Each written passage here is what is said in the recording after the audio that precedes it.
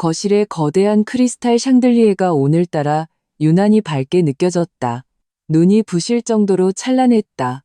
나는 마지막으로 정교한 디너 접시를 식탁 위에 올려놓았다.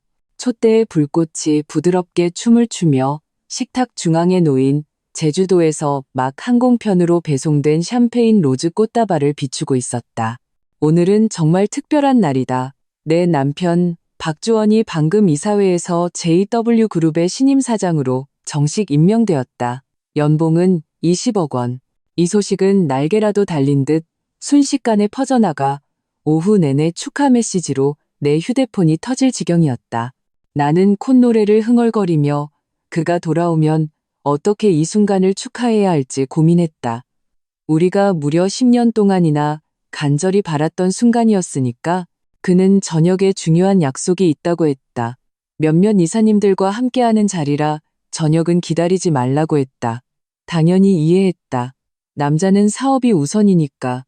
나는 그에게 술 좀 적당히 마시라고 걱정하는 메시지를 보내고 끝에 하트 이모티콘도 덧붙였다. 벽에 걸린 유럽풍 괴종시계의 바늘이 느릿느릿 11시를 가리켰다. 나는 소파에 앉아 휴대폰만 하염없이 바라보았다. 새로운 메시지는 없었다. 아직 접대가 끝나지 않았나 보네. 전화를 걸어볼까 망설이는 찰나 휴대폰 화면이 먼저 환하게 밝아졌다. 모르는 번호로 온 카카오톡 메시지였다. 나는 무심코 메시지를 열었다. 요즘 세상에 누가 모르는 번호로 사진을 보내지?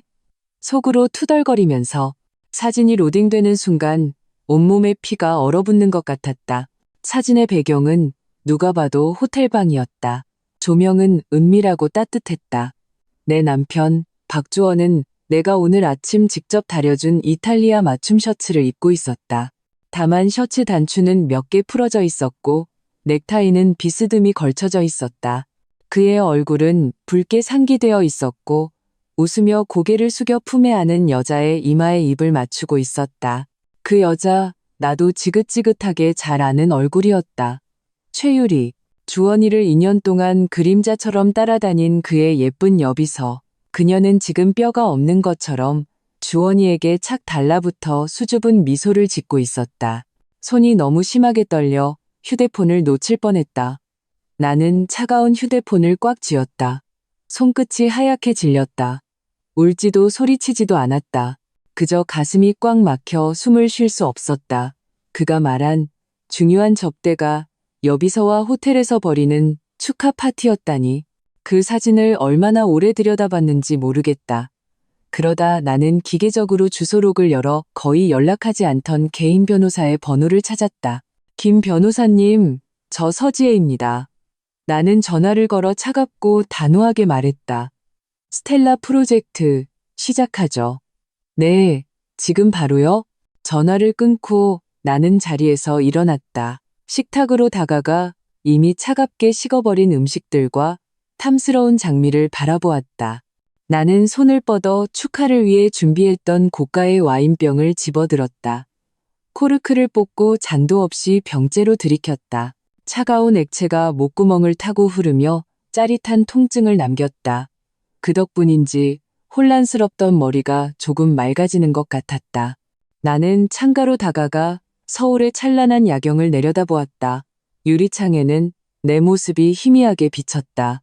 한껏 치장했지만 웃음거리나 다름없는 여자의 모습. 나는 심호흡을 하고 유리창에 비친 자신을 향해 아주 희미하고 차가운 미소를 지었다. 박주원, 최유리, 당신들의 축하는 좀 너무 이른 거 아니야? 다음 날 아침 나를 깨운 것은 거실에서 들려오는 소란이었다. 사실 거의 잠들지 못했다. 침실 소파에 기댄 채 잠시 졸았을 뿐이었다. 나는 일어나 거울 앞에서 머리와 옷매무새를 가다듬었다. 얼굴은 창백했지만 손가락으로 뺨을 세게 문질러 핏기를 돌게 했다. 심호흡을 하고 문을 열고 나갔다. 박주원은 나를 등진 채 거실 중앙에 서서 전화를 하고 있었다. 그의 목소리는 초조함으로 가득했다. 이사회 직속 지시라니 그게 무슨 말입니까? 제가 사장입니다. 제 비서를 해고하는데 왜 제가 사전에 모르냐는 말입니다. 제 법인카드도 정지됐다고요? 대체 무슨 짓들을 하는 겁니까? 그는 획 돌아섰다. 나를 보자 그의 얼굴에 순간 당혹감이 스쳤지만 이내 억지로 감추며 전화기에 대고 소리쳤다. 나 지금 회사로 갈 테니 IT팀 대기하라고 해요. 분명 시스템 오류일 거야. 그는 전화를 끊고 나서야 나를 보았다.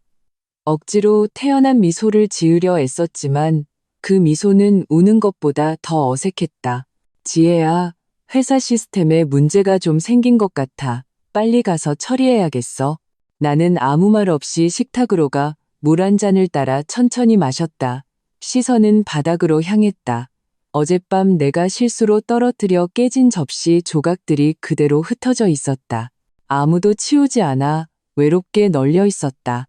박주원도 내 시선을 따라 그 조각들을 보았다. 그의 미간이 더욱 찌푸려졌다. 하지만 그는 신경 쓸 겨를이 없어 보였다. 황급히 재킷을 걸치며 말했다. 어젯밤엔 너무 과음했어. 이사님들이 워낙 짓궂어서 말이야.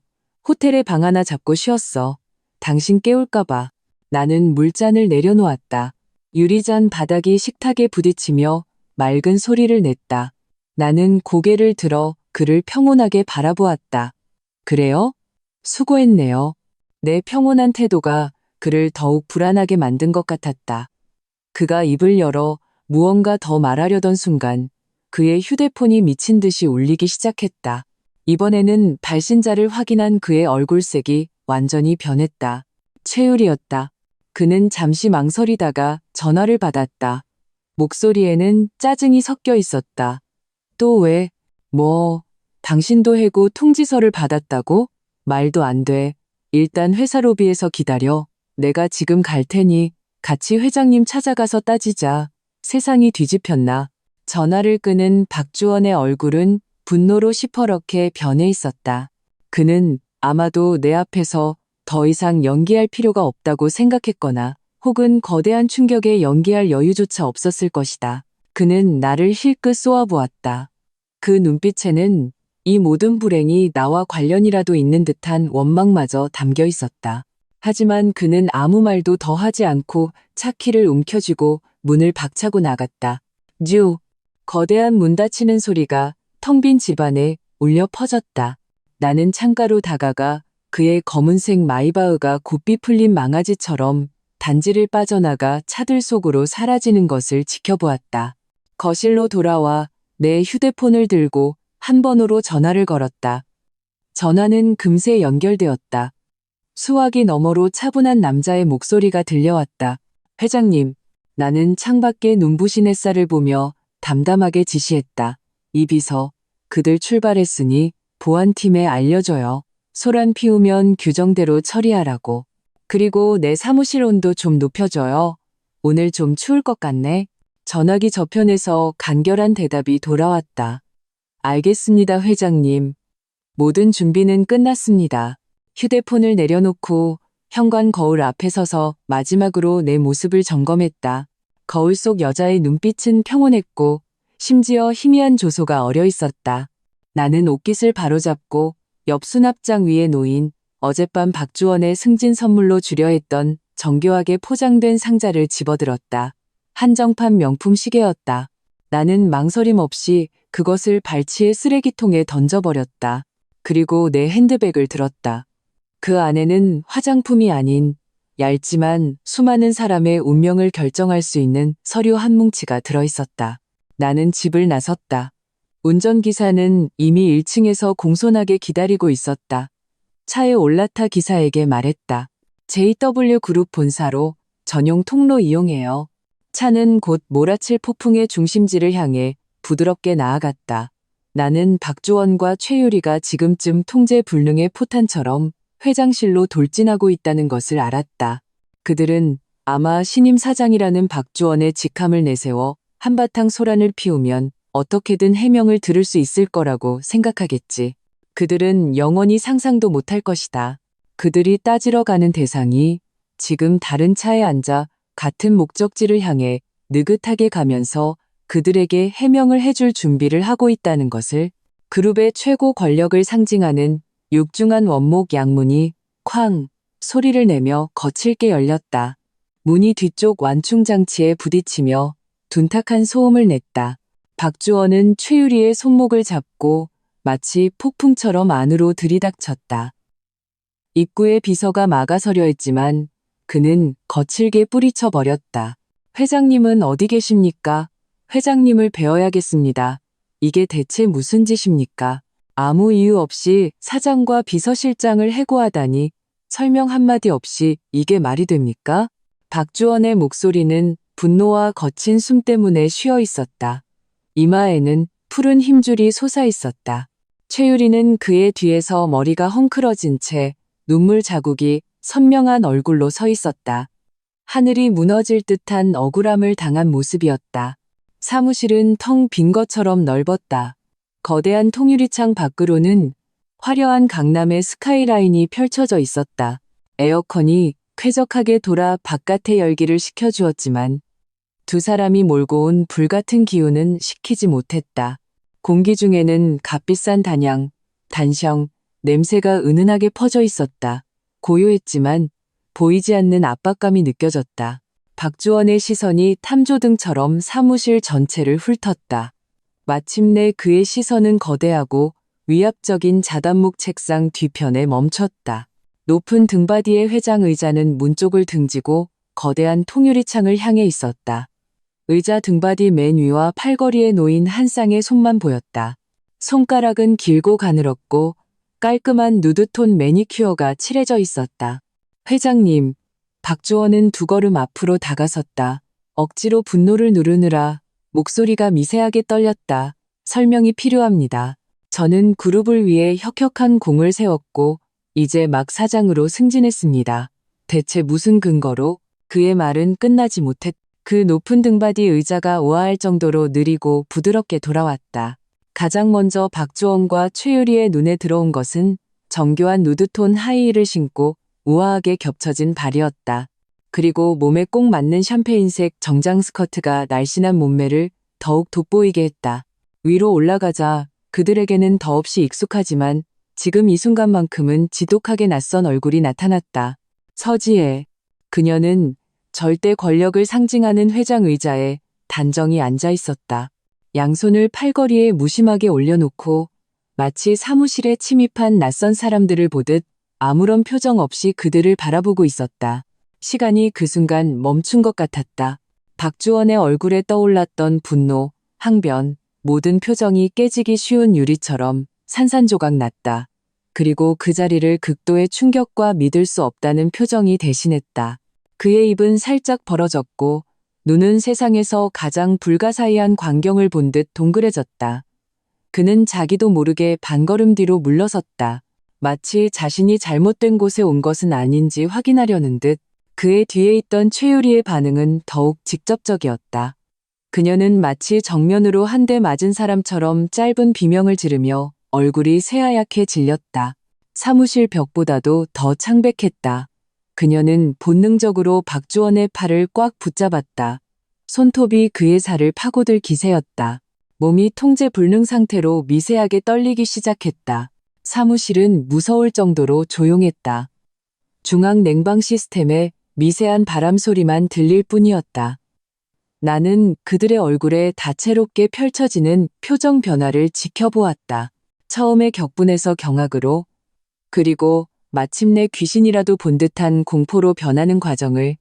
내 마음에는 어떤 파문도 일지 않았다. 나는 이 순간을 너무나도 오랫동안 기다려왔다.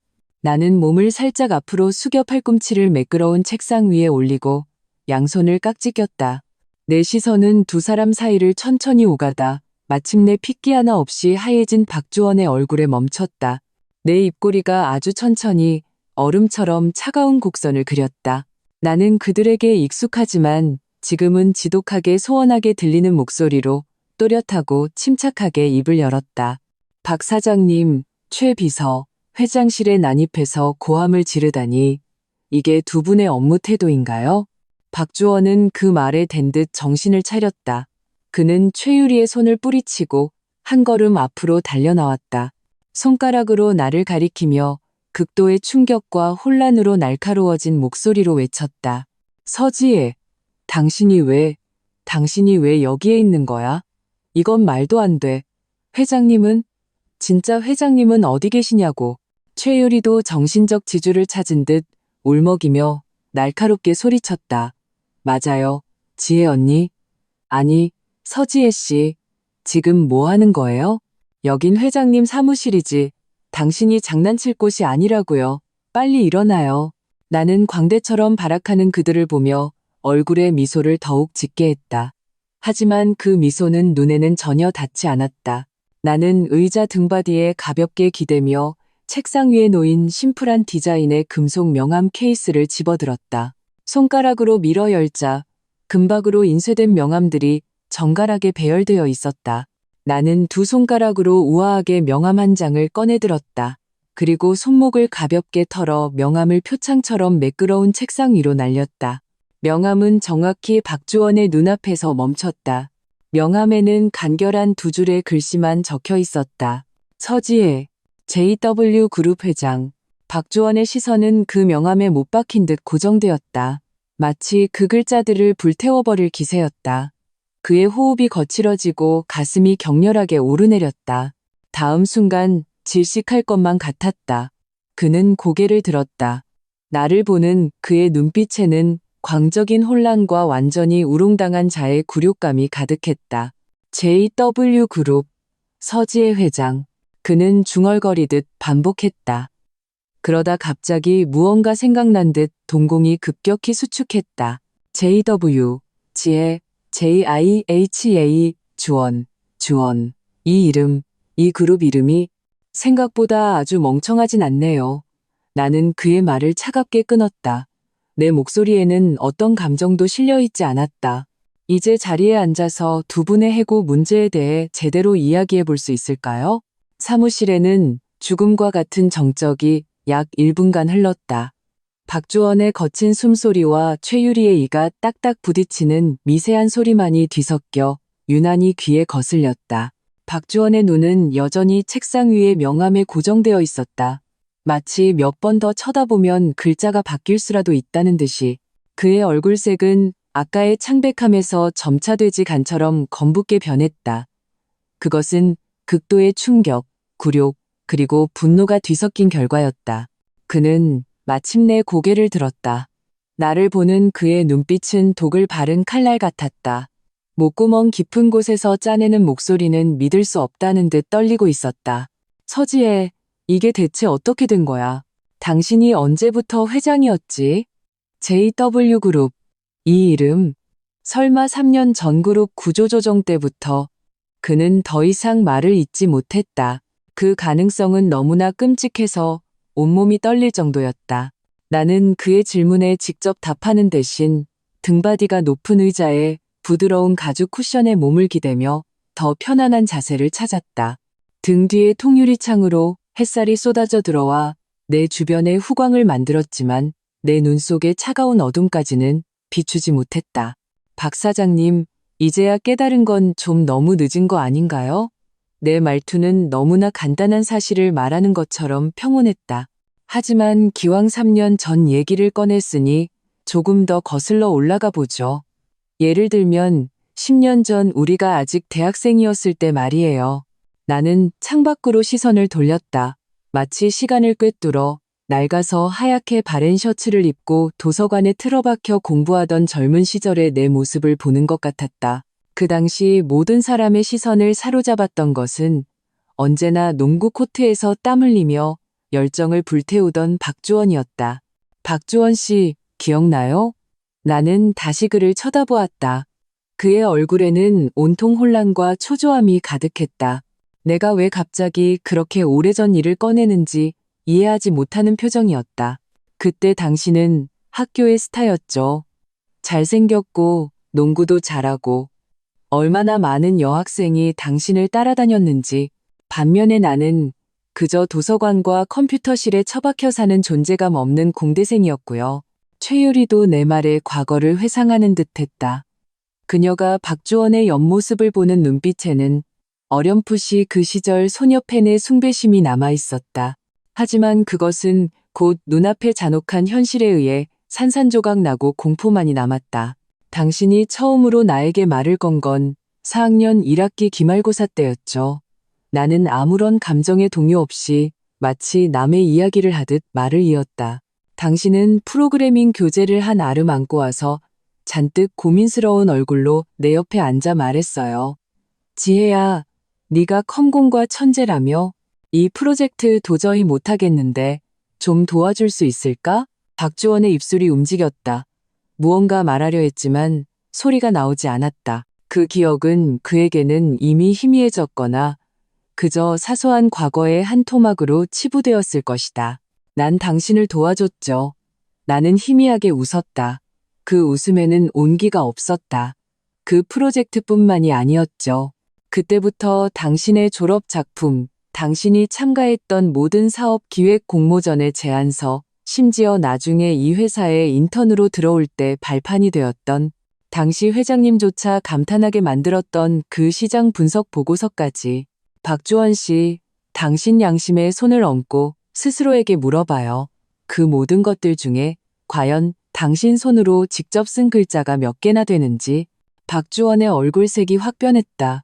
붉은기가 사라지고 푸르게 질렸다. 그의 눈빛이 흔들리며 나와 시선을 마주치지 못했다. 헛소리 마. 그건 전부 내가 피땀 흘려서. 피땀? 무슨 피땀이요? 나는 그의 말을 끊었다. 내 말투는 여전히 평온했지만 반박을 허용하지 않는 힘이 실려 있었다. 내가 짜놓은 코드를 복사해서 붙여넣는 수고? 아니면 내가 만든 PPT 표지를 바꿔서 당신 이름을 넣는 수고? 그것도 아니면 한밤중에 나한테 전화해서 다정한 목소리로 지혜야, 이 기획안 또 막혔어. 네가 아이디어가 제일 많잖아. 좀 더 도와주면 안 될까? 라고 말하는 수고? 나는 그의 당시 말투를 완벽하게 흉내냈다. 박주원은 보이지 않는 손에 목이 졸린 듯 얼굴이 시뻘겋게 달아올랐지만 한마디도 반박하지 못했다. 모두 사실이었기 때문이다. 그것은 그가 성공의 발판으로 삼았지만 마음 깊숙이 묻어두고 누구에게도 들키고 싶지 않았던 더러운 기반이었다. 최유리도 완전히 얼어붙었다. 그녀는 박주원을 쳐다봤다가 다시 나를 쳐다봤다. 자신이 그토록 재능 있고 실력으로 차근차근 최고 자리에 올랐다고 믿었던 남자의 시작이 그토록 비참했다는 사실을 믿을 수 없는 듯했다. 10년. 나는 그 거진 미소를 거두었다. 내 눈빛은 다시 얼음처럼 차가워졌다. 수수용 메스처럼 날카롭게 박주원의 굳은 얼굴을 베어냈다. 대학 시절부터 지금까지 꼬박 10년. 당신, 박주원이 직장에서 승승장구하고 번번이 상사를 놀라게 하는 아이디어를 내고 어려운 프로젝트를 성공시킬 수 있었던 게 무엇 때문이었을까요? 당신 마음속으로는 누구보다 잘 알 텐데요. 나는 손가락으로 매끄러운 책상을 가볍게 두드렸다. 똑똑 하는 소리가 박주원의 긴장된 신경을 때리는 것 같았다. 당신이 훔친 게 고작 몇몇 아이디어나 보고서 몇 편이라고 생각했나요? 나는 고개를 저었다. 내 목소리에는 숨김없는 조소가 섞여 있었다. 당신은 내 10년의 청춘과 재능, 그리고 심혈을 통째로 훔쳐갔어요. 그리고 당신은 마치 기생충처럼 내 심혈의 빌부터 자기 배만 채우고는 정말로 이 모든 것이 당신이 타고난 능력이라고 착각하게 된 거죠. 박주원이 격렬하게 고개를 들었다. 그의 눈은 핏발로 가득했다. 그것은 위장이 완전히 벗겨진 후에 수치심과 광기가 뒤섞인 것이었다. 그는 절규했다. 입 닥쳐. 서지혜, 설령 처음에 네가 도와줬다고 해도 그 후의 성공은 전부 내 노력의 결과야. 내가 술자리에서 마셔가며 얻어낸 거고 협상 테이블에서 싸워서 따낸 거라고. 너랑 무슨 상관이야? 상관이 있냐고요? 나는 그의 분노 어린 시선을 마주하며 또박또박 명확하게 말했다. 3년 전부터 나는 더 이상 당신의 기획서를 대신 써주는 뒤에 유령 작가가 아니었어요. 나는 이 회사의 지분 대부분을 인수하고 회사 이름을 JW 그룹으로 바꾸기로 결정한 바로 그 사람이었죠. 당신에게 월급을 주고 당신의 승진을 결정하고 심지어 당신이 언제 꺼져야 할지 결정하는 사람 바로 나였다고요. 나는 잠시 말을 멈추고 그의 얼굴에서 마지막 핏기마저 사라지고 잿빛 절망만 남는 것을 감상했다. 당신이 말하는 그 소위 노력이라는 것들, 나는 눈썹을 살짝 치켜 올렸다. 그건 내가 전면에 내세워서 시선을 끌고 잡다한 일을 처리하게 만든 꼭두각시에 불과했어요.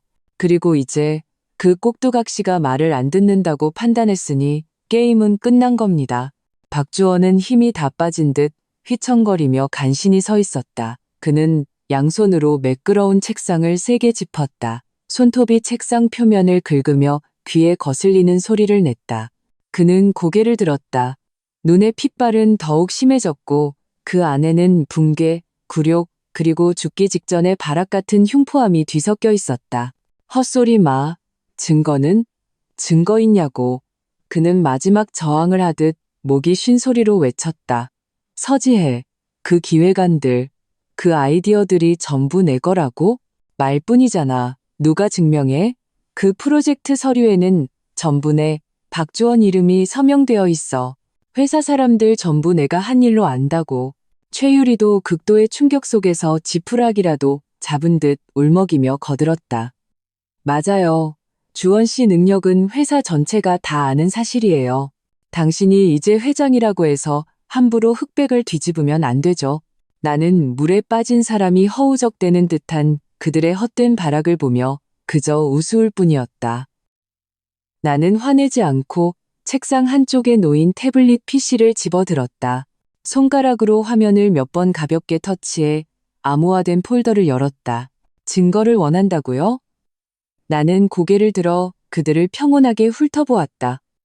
간단하죠. 나는 태블릿 PC를 그들 쪽으로 돌렸다. 화면에는 연도와 프로젝트명으로 깔끔하게 정리된 문서 목록이 선명하게 보였다.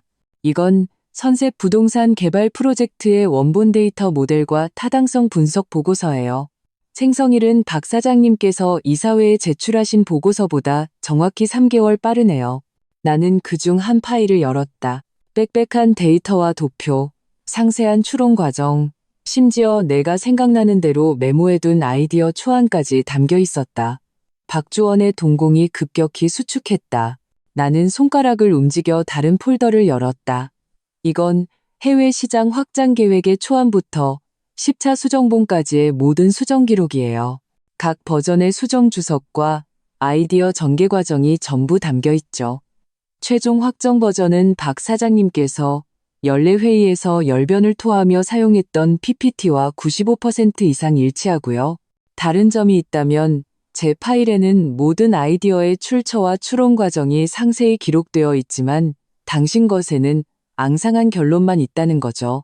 최유리는 목을 빼고 보려 했었지만 얼굴은 점점 더 하얗게 질려갔다. 나는 그들에게 숨 쉴 틈도 주지 않고 화면을 계속 넘겼다. 그리고 작년에 회사 순이익을 2배로 늘려준 그 이커머스 플랫폼의 핵심 알고리즘 구조, 원본 코드, 그리고 모든 설계 노트까지 나는 코드로 가득 찬 파일 하나를 열어 맨 아래로 스크롤했다. 거기에는 선명한 주석이 달려 있었다. Initial Builder, Seal, G, Here, Date, 5 years ago.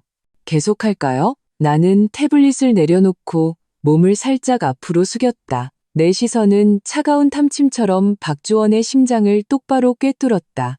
당신이 10년 전에 제출했던 그 형편없는 기말 프로젝트부터 3개월 전 당신에게 사장 후보 자격을 안겨준 향후 5개년 전략 기획안까지 모든 파일의 원본, 수정 과정, 심지어 당신이 그 옛날 한밤중에 이메일로 나에게 자문을 구했던 대화 기록까지 나는 하나도 빠짐없이 보관하고 있어요.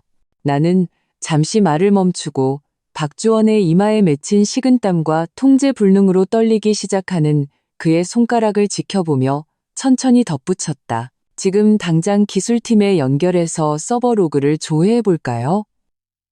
그 중요한 파일들의 IP 수정 주소가 우리 집에서 나갔는지 아니면 당신 사무실에서 나갔는지 말이에요. 아, 맞다. 나는 갑자기 무언가 생각난 듯 가볍지만 치명적인 살상력을 담은 말투로 말했다. 당신이 이사회 앞에서 가장 자랑하기 좋아했던 영감이 떠올라 혼자 완성했다는 그 스마트 물류 최적화 솔루션 말이에요. 핵심 부분은 제가 비엔나에서 열린 글로벌 알고리즘 서밋에 참석했을 때 호텔 카페 냅킨에 그린 초안이에요. 그 냅킨 스캔본이랑 당시 서밋 시간표를 찾아서 당신의 소위 영감이 떠올랐다는 그 주에 당신이 국내에서 어떤 최 비서님과 명품 매장을 쇼핑하고 있었다는 걸 증명해 드릴까요? 박주원은 완전히 할 말을 잃었다. 그는 마치 흐물흐물한 진흙처럼 만약 양손으로 책상을 짚고 있지 않았다면 이미 바닥에 주저앉았을 것이다. 그의 모든 자신감과 의지는 이 쇠사슬처럼 단단한 사실들 앞에서 산산조각 났다. 그가 훔친 것은 단순히 아이디어가 아니었다. 그는 심지어 제대로 된 프로젝트 하나를 독립적으로 완성할 능력조차 가져본 적이 없었다. 지난 10년, 그는 내가 그를 위해 짜놓은 재능 있는 인재라는 허상 속에서 살며 자기 자신마저 속여왔던 것이다. 최유리도 완전히 넋이 나갔다. 그녀는 넋이 나간 박주원의 모습을 보았다. 아무리 어리석어도 내가 한 말이 모두 사실이라는 것을 깨달았다. 그녀가 그토록 숭배하고 자신에게 호화로운 삶을 가져다 줄 것이라 믿었던 남자가 사실은 철두철미한 사기꾼이자 도둑이었다니. 그녀는 자기도 모르게 박주원의 팔을 잡고 있던 손을 놓았다. 마치 더러운 것이라도 닿은 것처럼. 사무실에는 다시 죽음과 같은 정적이 흘렀다. 하지만 이번에는 절망의 기운으로 가득했다. 나는 내선 전화를 들어 버튼 하나를 눌렀다. 이 비서, 재무총괄 최 부장님과 인사팀 강 팀장님, 지금 내 사무실로 오시라고 해요. 그리고 보안팀에 연락해서 2명 입구에서 대기시키고요. 전화를 내려놓고 나는 눈앞에 인억 나간 두 사람을 다시 쳐다보았다. 목소리는 높지 않았지만 반박할 수 없는 결단력이 담겨 있었다. 이제 본론으로 들어가죠. 두 분의 해고, 그리고 원래 당신들 것이 아니었던 것들을 회수하는 문제에 대해서 말입니다. 내가 원래 당신들 것이 아니었던 것들을 회수한다는 말이 끝나자마자 사무실 문을 노크하는 소리가 들렸다. 내가 대답하기도 전에 재무총괄, 최 부장과 인사총괄, 강 팀장이 차례로 들어왔다. 두 사람 모두 그룹의 베테랑으로 노련하고 침착했다. 사무실 안의 이 기묘한 대치 상황을 보고도 얼굴에 조금의 놀란 기색도 없이 그저 나에게 공손히 고개를 숙여 인사했다. 회장님, 분명히 그들은 이미 모든 것을 알고 대기하고 있었던 것이다. 박주원은 이 두 사람을 보자 물에 빠져 죽기 직전의 사람이 두 개의 뜬 나무를 본 것 같았다. 그는 벌떡 몸을 일으켜 마지막 희망을 품고 목이 쉰 소리로 최 부장에게 말했다. 최 부장님, 오셨군요. 이게 대체 어떻게 된 일입니까? 제 계좌는 왜 동결된 겁니까? 그리고 제 직위는? 재무총괄 최 부장은 코에 걸친 금태 안경을 밀어 올리며 무표정하게 휴대하고 있던 태블릿 PC를 열었다. 그의 말투는 마치 중요하지 않은 보고서를 읽는 것처럼 평탄했다. 박주원 씨, 그룹 규정과 회장님의 지시에 따라 귀하의 그룹명의 모든 계좌, 즉 급여 계좌, 성과급 계좌, 그리고 직위와 관련된 모든 신용 소비 계좌는 금일 오전 9시를 기해 전부 동결되었습니다. 또한 귀하 명의의 회사 지급 차량 번호 끝자리 6688 마이바흐 역시 총무팀에서 착오로 회수 조치했습니다. 박주원의 눈이 순간 휘둥그레졌다. 내 차를? 당신들 무슨 자격으로? 인사팀 강 팀장이 말을 이어받았다. 그녀의 말투 역시 지극히 사무적이었지만 반박할 수 없는 결단력이 묻어 있었다. 박주원 씨, 최유리 씨, 두 분께 드리는 정식 서면 해고 통지서입니다. 그녀는 두 개의 서류 봉투를 각각 두 사람 앞에 내밀었다. 두 분의 중대한 회사 규정 및 직업윤리 위반 행위에 근거하여 그룹은 즉시 두 분과의 근로 계약을 해지하기로 결정했습니다. 수령 확인 서명 부탁드립니다. 최유리는 떨리는 손으로 그 서류를 받아들었다. 열어서 한 줄 보자마자 비명을 질렀다. 무급해고? 무슨 근거로? 이건 불법이에요. 강 팀장은 그녀를 냉정하게 바라보며 심지어 약간의 조롱 섞인 말투로 말했다. 최유리 씨, 그룹은 두 분의 부적절한 행위로 인해 회사에 발생한 잠재적 명예 및 경제적 손실에 대해 책임을 추궁할 권리를 보유하고 있습니다. 무급 해고에 이의가 있다면 노동위원회에 중재 신청을 할 수 있습니다. 저희 법무팀이 성심성의껏 응대할 겁니다. 물론 저희도 중재기관에 저희가 확보한 관련 증거들을 동시에 제출할 거고요. 그녀의 시선은 의미심장하게 박주원을 훑었다. 박주원은 그 해고 통지서를 받아들 생각도 하지 않았다. 그의 모든 주의는 최 부장의 말에 쏠려 있었다. 차도 뺏기고 돈도 묶였다. 이건 그의 목숨을 끊는 것과 같았다. 그는 격렬하게 나를 향해 돌아섰다. 눈은 핏발로 가득했고 마치 달려들 것만 같았다. 서지혜, 나한테 이럴 순 없어. 그 차는 내가 사업상 필요한 얼굴이라고. 그리고 내 돈. 그건 내가 피땀 흘려 번 돈이란 말이야. 얼굴? 나는 그 단어를 되뇌었다. 마치 우스운 농담이라도 들은 것처럼. 회사 차로 당신 얼굴을 세운다고요? 박주원 씨, 아직 상황 파악이 안 되나 본데. 당신이 이 사무실에 발을 들여놓는 순간부터 당신은 더 이상 박 사장이 아니에요. 해고당했고 심각한 비위 행위로 인해 책임을 추궁당할 수도 있는 평범한 직원에 불과하죠. 나는 자리에서 일어나 거대한 책상을 돌아 그에게 한 걸음씩 다가갔다. 하이힐이 카펫 위를 밟는 소리는 거의 들리지 않았지만 보이지 않는 압박감을 실어날랐다. 나는 그에게서 한 걸음 떨어진 곳에 멈춰서서 분노와 공포로 일그러진 그의 얼굴을 평온하게 응시했다. 당신 입으로 말하는 그 피땀 흘려 번 돈 말이에요. 내 목소리가 차가워졌다. 그 안에 내 아이디어와 심혈을 도용한 대가가 얼마나 포함되어 있죠? 그리고 JW 그룹 사장이라는 내가 당신에게 준 그 직함 덕분에 번 돈은 또 얼마나 되고요? 스스로 계산은 되나요? 나는 고개를 살짝 기울여 최 부장에게 지시했다. 박주원 재임 기간 동안 그가 처리한 모든 경비 영수증과 신청한 업무 추진비를 철저히 조사하세요. 규정에 어긋나거나 불분명한 지출이 하나라도 발견되면 명세서를 작성해서 추징하세요. 단 1원도 빠짐없이. 알겠습니다, 회장님. 최 부장은 간결하게 대답했다. 박주원의 얼굴이 순간 종이처럼 하얗게 질렸다. 그 자신도 잘 알고 있었다. 직위를 이용해 최유리를 데리고 업무상 접대 명목으로 고급 장소를 드나들고 명품을 사들인 비용 중 조사를 버텨낼 수 없는 것이 얼마나 많은지를. 나는 더 이상 그를 보지 않고 옆에서 벌벌 떨고 있는 최유리에게로 시선을 돌렸다. 최 비서, 내 말투에는 약간의 희롱이 섞여 있었다. 아니, 최유리 씨라고 불러야 하나? 당신이 입고 있는 그 샤넬 신상옷, 목에 건 티파니 키 목걸이, 그리고 손에 든 그 한정판 악어 가죽백. 내 기억이 맞다면 박 사장님 지난달 경비 처리 내역에 주요 고객 선물비 명목의 지출이 몇 건 있었는데 금액이 이 물건들 가격과 딱 맞아떨어지는군요. 최유리는 마치 뜨거운 것에 댄 것처럼 손으로 목걸이를 감쌌다. 얼굴이 붉어졌다 하얘졌다 했다. 나는 강 팀장을 향해 말했다.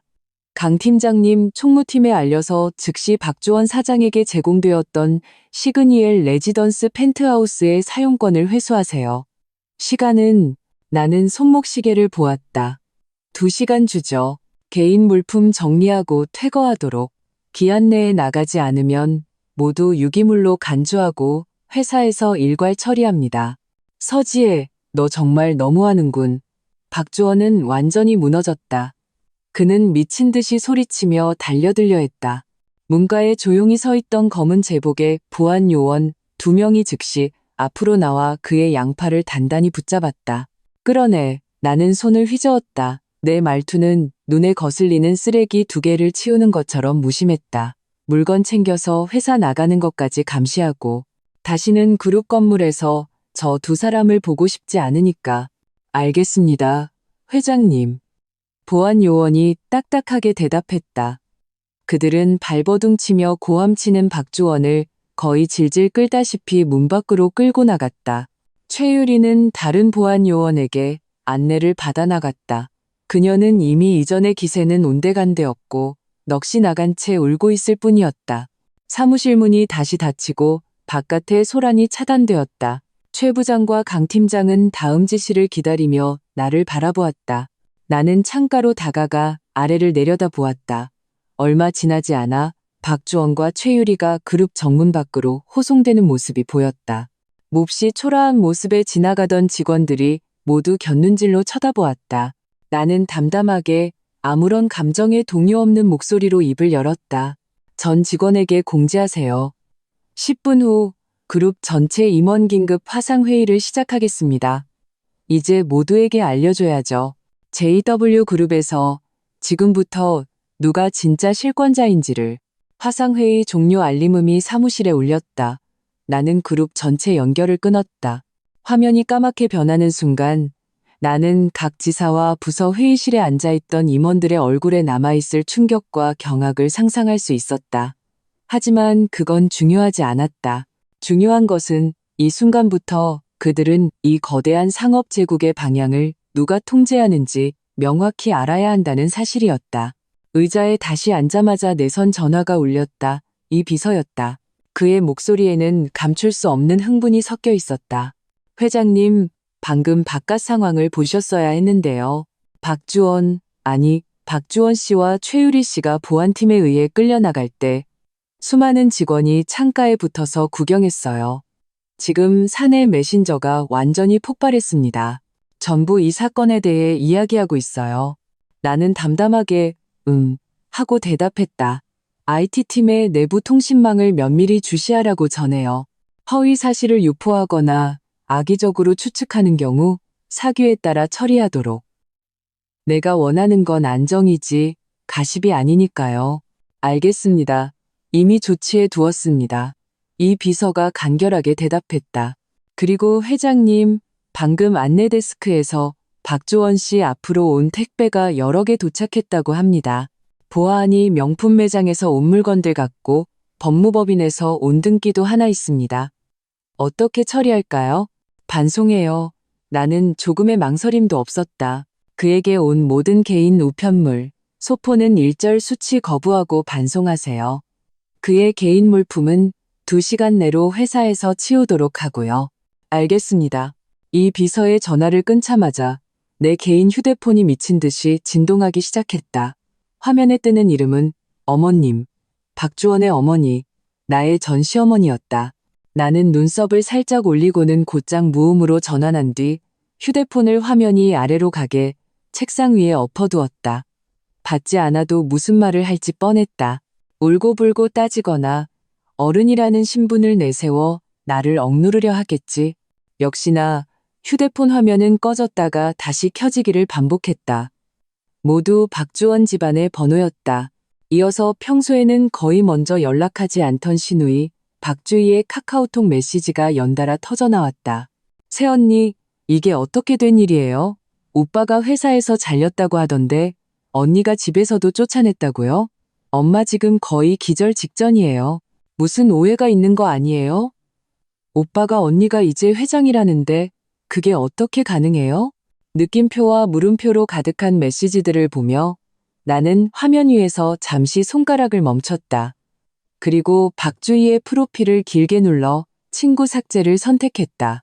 세상이 조용해졌다. 과거에 내가 박주원에게 고작 시집왔다는 이유로 알게 모르게 내가 그들 가문에 어울리지 않는다고 생각했던 그 친척들이 이제야 비로소 누가 누구에게 기생하고 있었는지 깨닫게 된 것이다. 하지만 이미 너무 늦었다.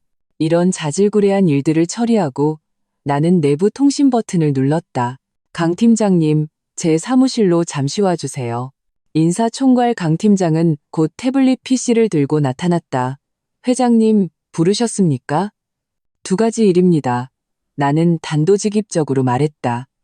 첫째, 즉시 그룹 명의로 대외 성명서를 발표하세요.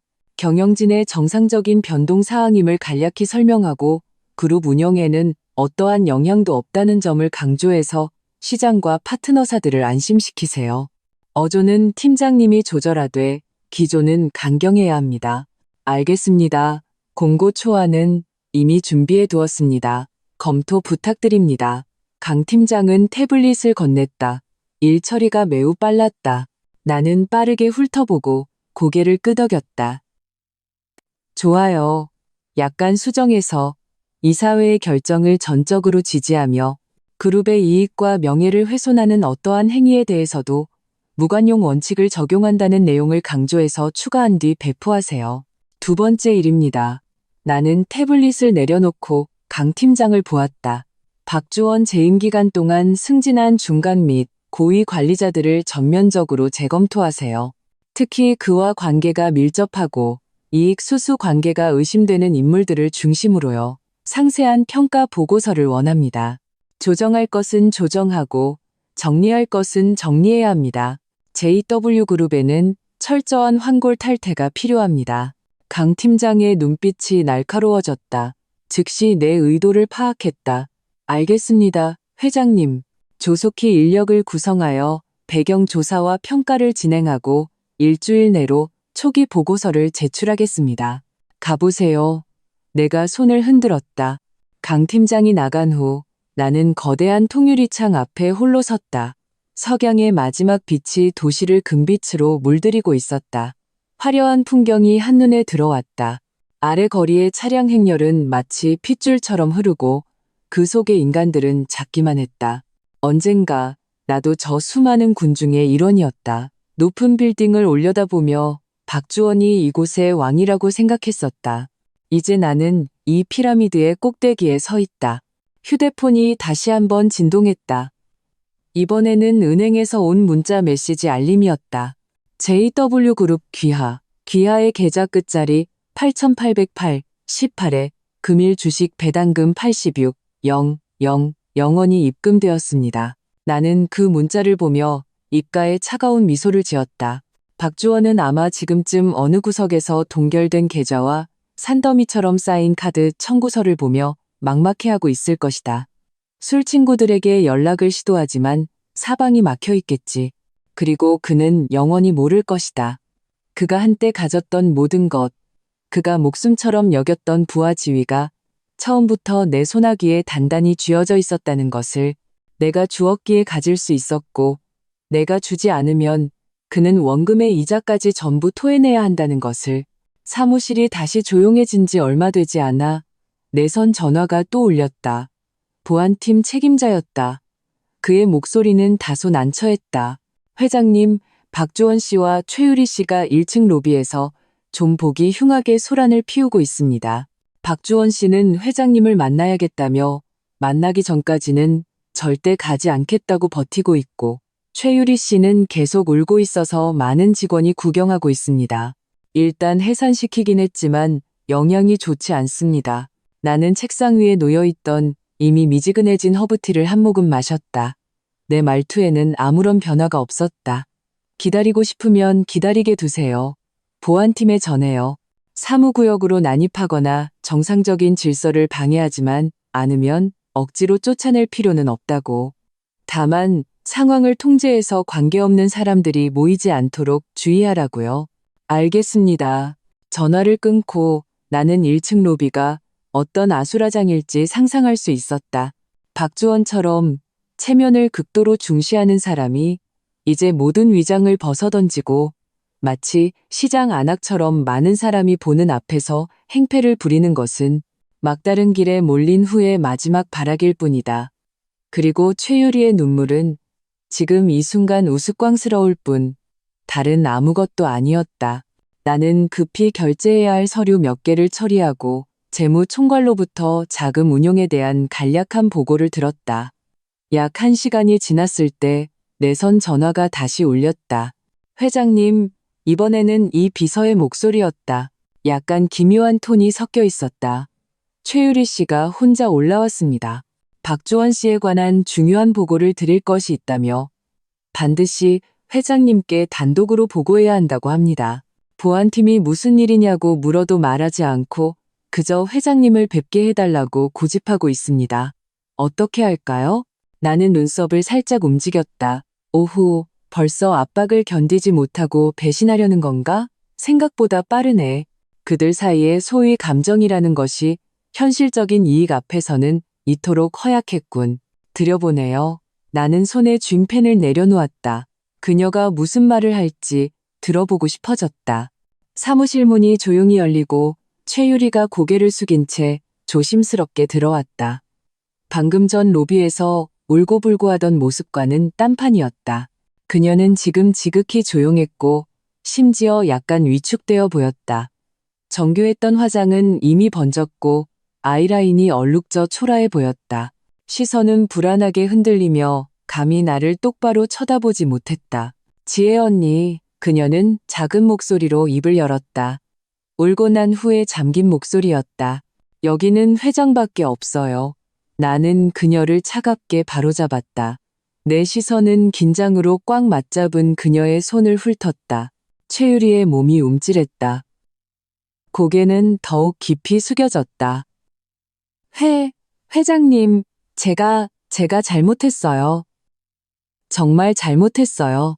그녀는 말하며 갑자기 쿵 소리를 내며 무릎을 꿇었다. 눈물이 다시 뚝뚝 떨어지기 시작했다. 이번에는 진정한 공포가 섞여 있는 듯했다. 나는 아무 말 없이 그저 그녀의 연기를 조용히 지켜보았다. 전부 박주원 씨가 그 사람이 저를 협박했어요. 최유리는 고개를 들어 눈물 어린 눈으로 나를 바라보며 필사적으로 관계를 부인하기 시작했다. 그 사람이 저한테 자기만 따라오면 평생 부귀영화를 누리게 해주겠다고 했어요. 회장님은 아무것도 모르는 가정주부일 뿐이고 그룹은 조만간 자기 것이 될 거라고 했어요. 제가 한순간 어리석어서 그 사람한테 속은 거예요.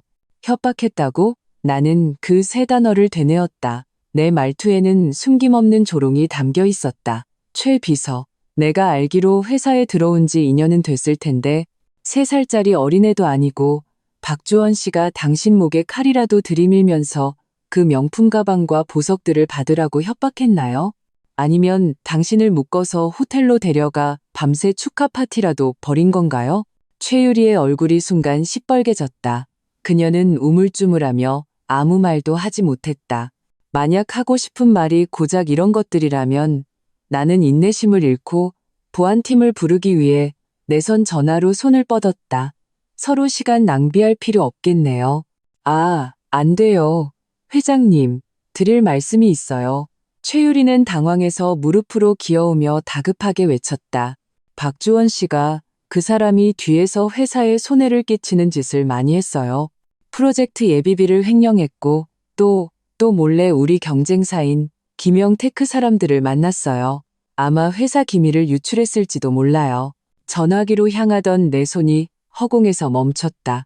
이건 좀 흥미로웠다. 박주원의 손이 깨끗하지 않다는 것은 알았지만 감히 내부 정보를 팔아먹을 정도로 대담할 줄은 몰랐다. 계속해요. 나는 의자 등받이에 다시 기대며 그녀에게 말을 이어가라는 신호를 보냈다.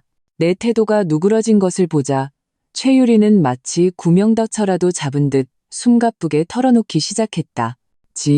지난달에 강남 테크노파크 프로젝트 때 그가 5억 원의 예비비를 승인받았어요. 관련 부서에 로비해야 한다고요. 하지만 사실 대부분은 그가 사장 자리를 얻기 위해 인맥을 동원하는 데 썼어요. 그리고 약 3개월 전 제가 우연히 그가 통화하는 걸 들었는데 김영테크의 무슨 부사장이라는 사람과 통화하면서 자료는 최대한 빨리 넘겨주겠다고 말하는 것 같았어요.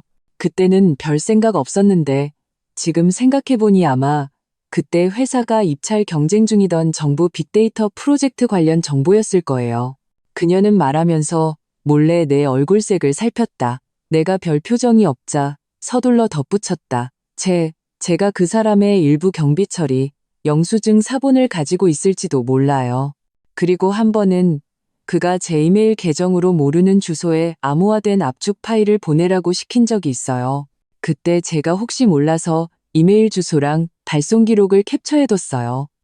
회장님, 제가 아는 건 전부 말씀드렸어요. 저는 정말 한순간 어리석어서 그의 가머니설에 속은 거예요. 제발 한 번만 더 기회를 주세요.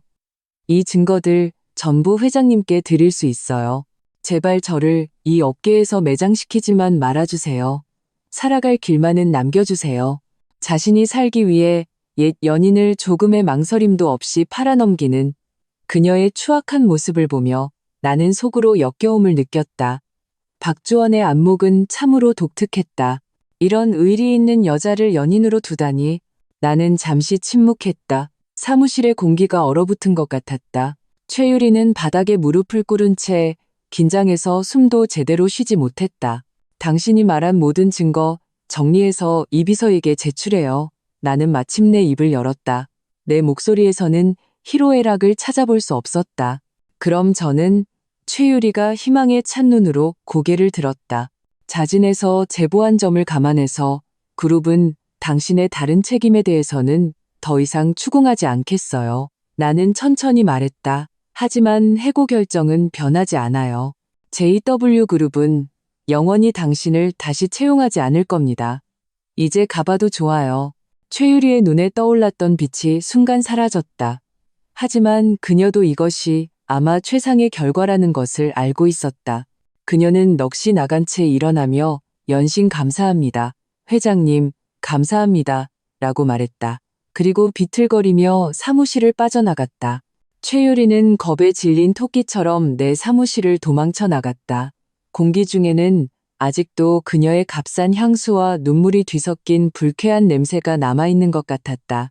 나는 내 손으로 이 비서를 불러 바닥을 간단히 정리하고 최유리가 곧 헌납할 증거들을 인수하는 절차를 마련하라고 지시했다. 이 비서의 일 처리는 빨랐다.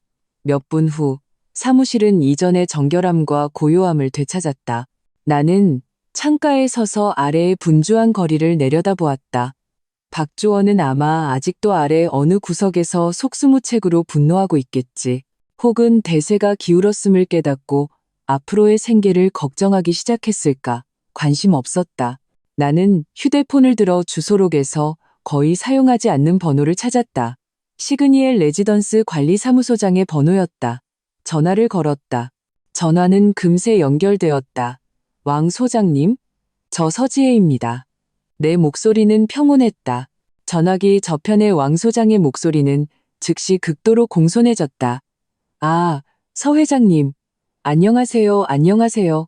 무엇을 도와드릴까요?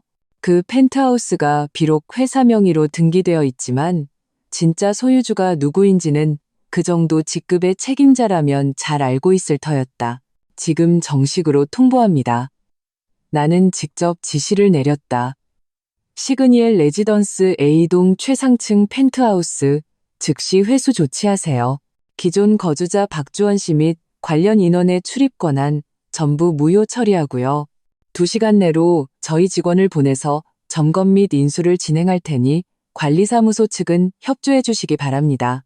만약 기존 거주자가 비이성적인 행동을 할 경우 필요하다면 경찰에 신고해서 처리하세요. 왕 소장은 전화기 저편에서 연신 알겠습니다. 완벽히 이해했습니다. 서 회장님, 걱정 마십시오. 저희가 전적으로 협조하여 순조롭게 인수인계가 이루어지도록 하겠습니다. 지금 바로 저희 직원을 올려보내서 기존 거주자의 개인 물품 정리를 도와드릴까요? 라고 대답했다. 그의 말은 매우 완곡했지만 의도는 명확했다. 그럴 필요 없습니다. 나는 단호하게 거절했다. 제 사람이 도착하면 알아서 할 겁니다. 소장님 측은 공용구역의 질서를 유지하고 불필요한 소란이 발생하지 않도록 막아주시기만 하면 됩니다. 네, 문제 없습니다. 전화를 끊고 나는 의자에 다시 앉아 쌓인 서류를 처리하기 시작했다. 그룹을 장악하는 과정에서 비록 사전에 많은 준비를 했지만 여전히 수많은 세부 사항들이 신임 회장인 나의 직접적인 결정을 필요로 했다. 권력이양의 이면에는 산더미 같은 업무와 책임이 따랐다. 시간이 흘러 오후 4시쯤 집을 인수하러 보낸 총무팀 책임자에게서 전화가 왔다. 그의 목소리는 다소 난처했다.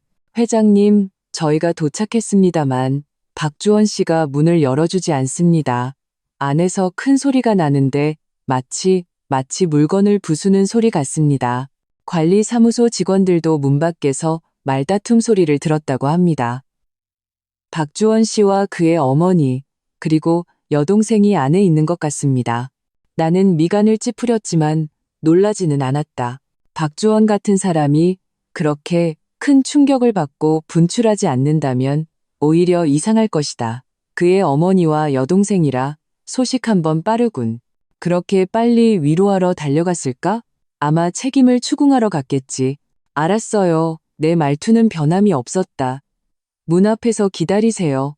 1시간 후에도 문을 열지 않거나 안에서 위험한 행동이 감지되면 관리사무소에 연락해서 경찰을 불러 강제로 문을 열도록 하세요. 모든 것은 규정대로 처리합니다. 알겠습니다, 회장님. 전화를 끊고 나는 시그니엘 레지던스, 한때 박주원의 성공적인 인생을 상징했던 그 호화로운 집안이 지금 어떤 아수라장일지 상상할 수 있었다. 이 소동을 직접 보고 싶지는 않았다. 하지만 누군가 나를 대신해 현장 중계를 해줄 것이다. 아니나 다를까, 얼마 지나지 않아 내 개인 휴대폰에 카카오톡 알림음이 연달아 울리기 시작했다. 관리사무소에 심어둔 먼 친척 조카딸이 보낸 메시지였다. 그녀는 그 건물에서 컨시어지 매니저로 일하고 있었다. 감히 나에게 직접 전화를 걸지는 못했지만 메시지로 현장 상황을 보고할 배짱은 있었다. 그녀는 연달아 여러 개의 음성 메시지를 보냈다. 각각의 메시지에는 억누를 수 없는 흥분과 가십이 담겨 있었다. 이모, 세상에, 박주원네 집 난리 났어요. 박주원 엄마, 그 평소에 눈이 머리 꼭대기에 달려있던 할머니요. 지금 박주원 코앞에서 소리 지르고 난리예요. 집안 말아먹을 놈이라고 황금 밥그릇을 걷어찼다고 조상님들 뵐 면목이 없다고 욕하는데 목소리가 너무 커서 온층에 다 들릴 지경이에요. 박주원 여동생도 왔는데 평소엔 엄청 앙칼지더니 지금은 그냥 울고만 있어요. 오빠, 어떻게 이렇게 바보 같은 짓을 해? 내 가방, 내 차 할부는 이제 어떻게? 이러고 있네요. 진짜 웃기지도 않아요. 평생 오빠한테 빌부터 살 작정이었나 봐요. 박주원은 술에 취했는지 물건을 부수고 있어요. 방금 유리 깨지는 소리 들렸어요. 아마 이모가 전에 사두셨던 그 비싼 크리스탈 잔 세트를 던진 것 같아요. 아이고, 진짜 낭비가 심하네요. 왕 소장님이 사람들 데리고 올라왔어요. 문 밖에서 설득하고 있는데 계속 문 안 열면 경찰 부르겠다고 하네요. 박주원은 안에서 누가 감히 경찰을 불러? 라고 소리치고 있어요. 쯧쯧, 정말 체면 다 구겼네요. 나는 이 음성 메시지들을 들으며 별다른 표정을 짓지 않았다. 그저 알았다. 이상 상황 생기면 다시 보고해. 너는 멀리서 지켜보고 안전에 주의해라고 답장했다. 그리고 휴대폰을 내려놓고 손에 든 인수합병 안건 초안을 계속 검토했다. 휴대폰은 마침내 완전히 조용해졌다. 박주원 가족의 울음소리와 비난은 이 최상층 사무실의 벽 너머로 완벽하게 차단되었다. 내가 가장 시급한 서류 몇 개를 처리하고 나자 내선 전화가 다시 울렸다. 이 비서였다. 회장님, 지시하신 대로 법무팀과 홍보팀이 공동으로 주요 협력사와 헤드헌팅 회사에 보낼 통지서 초안을 작성했습니다. 표현은 비교적 완곡하지만 내용은 명확합니다. 박주원은 중대한 규정 위반으로 해고되었으며 법적 문제가 연루될 수 있으니 그와의 어떠한 협력도 신중히 검토하시기 바란다는 내용입니다. 이 비서의 목소리가 수화기를 통해 들려왔다. 신중하지만 흥분이 섞여 있었다. 또한 기술팀에서도 박주원의 회사 이메일과 내부 시스템 접근 권한이 모두 삭제되었다고 보고했습니다. 그가 몇 차례 원격 로그인을 시도했지만 실패했다고 합니다. 깔끔하게 처리해요. 나는 담담하게 대답했다. 그리고 강 팀장에게 정식 해고, 공고와 내외부 성명서를 모두 배포하라고 전해요. 더 이상 기다릴 필요 없어요. 알겠습니다. 바로 처리하겠습니다. 전화를 끊고 나는 와인 캐비닛으로 다가가 호박색 위스키를 반 잔쯤 따랐다. 얼음공이 잔벽에 부딪히며 맑은 소리를 냈다. 나는 마시지 않고 그저 잔을 들고 다시 통유리창 앞에 섰다. 석양은 이미 완전히 지평선 아래로 가라앉았고 도시의 불빛들이 차례로 켜지며 흐르는 은하수처럼 펼쳐졌다. 나는 내가 던진 그물이 조용히 조여지고 있음을 알았다. 박주원은 곧 무엇이 진정한 사회적 죽음인지 체험하게 될 것이다. 한편, 도시의 다른 한편, 분위기 좋은 카페 구석자리에서 박주원 앞에 노트북 화면은 계속해서 전송 실패 또는 유효하지 않은 이메일 주소라는 메시지를 띄우고 있었다. 그는 짜증스럽게 노트북을 덮고 이미 식어버린 커피를 벌컥 들이켰다. JW 그룹 빌딩에서 쫓겨나고 가족에게 한바탕 비난을 받은 후 그는 겨우 쉴 곳을 찾아 가장 먼저 한 일이 자신이 쌓아왔다고 믿었던 인맥에 연락하는 것이었다. 그는 심호흡을 하며 들끓는 감정을 억지로 진정시키고 휴대폰을 꺼내 홍투 헤드헌팅 장 대표라고 저장된 번호를 찾았다. 이전에 함께 일하며 자신을 꽤 높이 평가했던 베테랑 헤드헌터였다. 그는 목을 가다듬고 최대한 침착하고 자신감 있는 목소리로 전화를 걸었다. 전화는 한참 울린 후에야 연결되었다. 저편의 배경은 다소 시끄러웠고 상대방의 목소리에는 의도적인 거리감이 묻어 있었다. 여보세요? 누구시죠? 장 대표님, 저 박주원입니다. 그는 최대한 가벼운 말투를 유지했다. 아, 박주원 씨군요. 장 대표의 말투는 잠시 멈칫했고 명백한 망설임이 느껴졌다. 안녕하세요. 무슨 일이시죠? 박주원의 심장이 덜컥 내려앉았지만 그는 억지로 말을 이었다. 장 대표님, 제가 최근에 좀 변화가 있어서요. 시장에 괜찮은 기회가 있는지 알아보려고 합니다. 혹시 괜찮은 사장이나 부사장 자리가 있으면 신경 좀 써주시면 감사하겠습니다.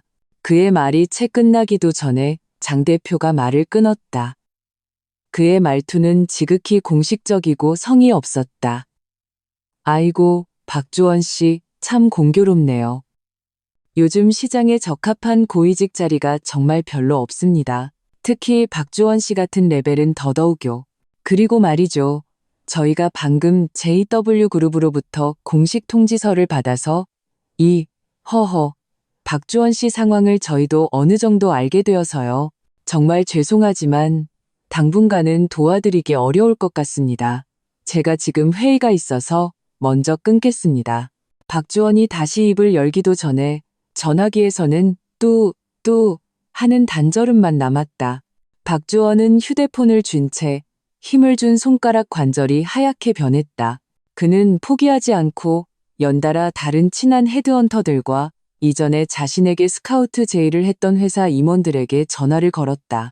박 사장님, 제가 안 도와주려는 게 아니라요. JW그룹 공고가 너무 명확하게 나왔잖아요. 중대 귀책 사유로 해고됐다는데 저희가 당신을 쓰면 JW서 회장님 얼굴에 먹칠하는 꼴이 되잖아요. 주원아, 형 말 좀 들어. 당분간은 조용히 지내면서 눈치 좀 봐.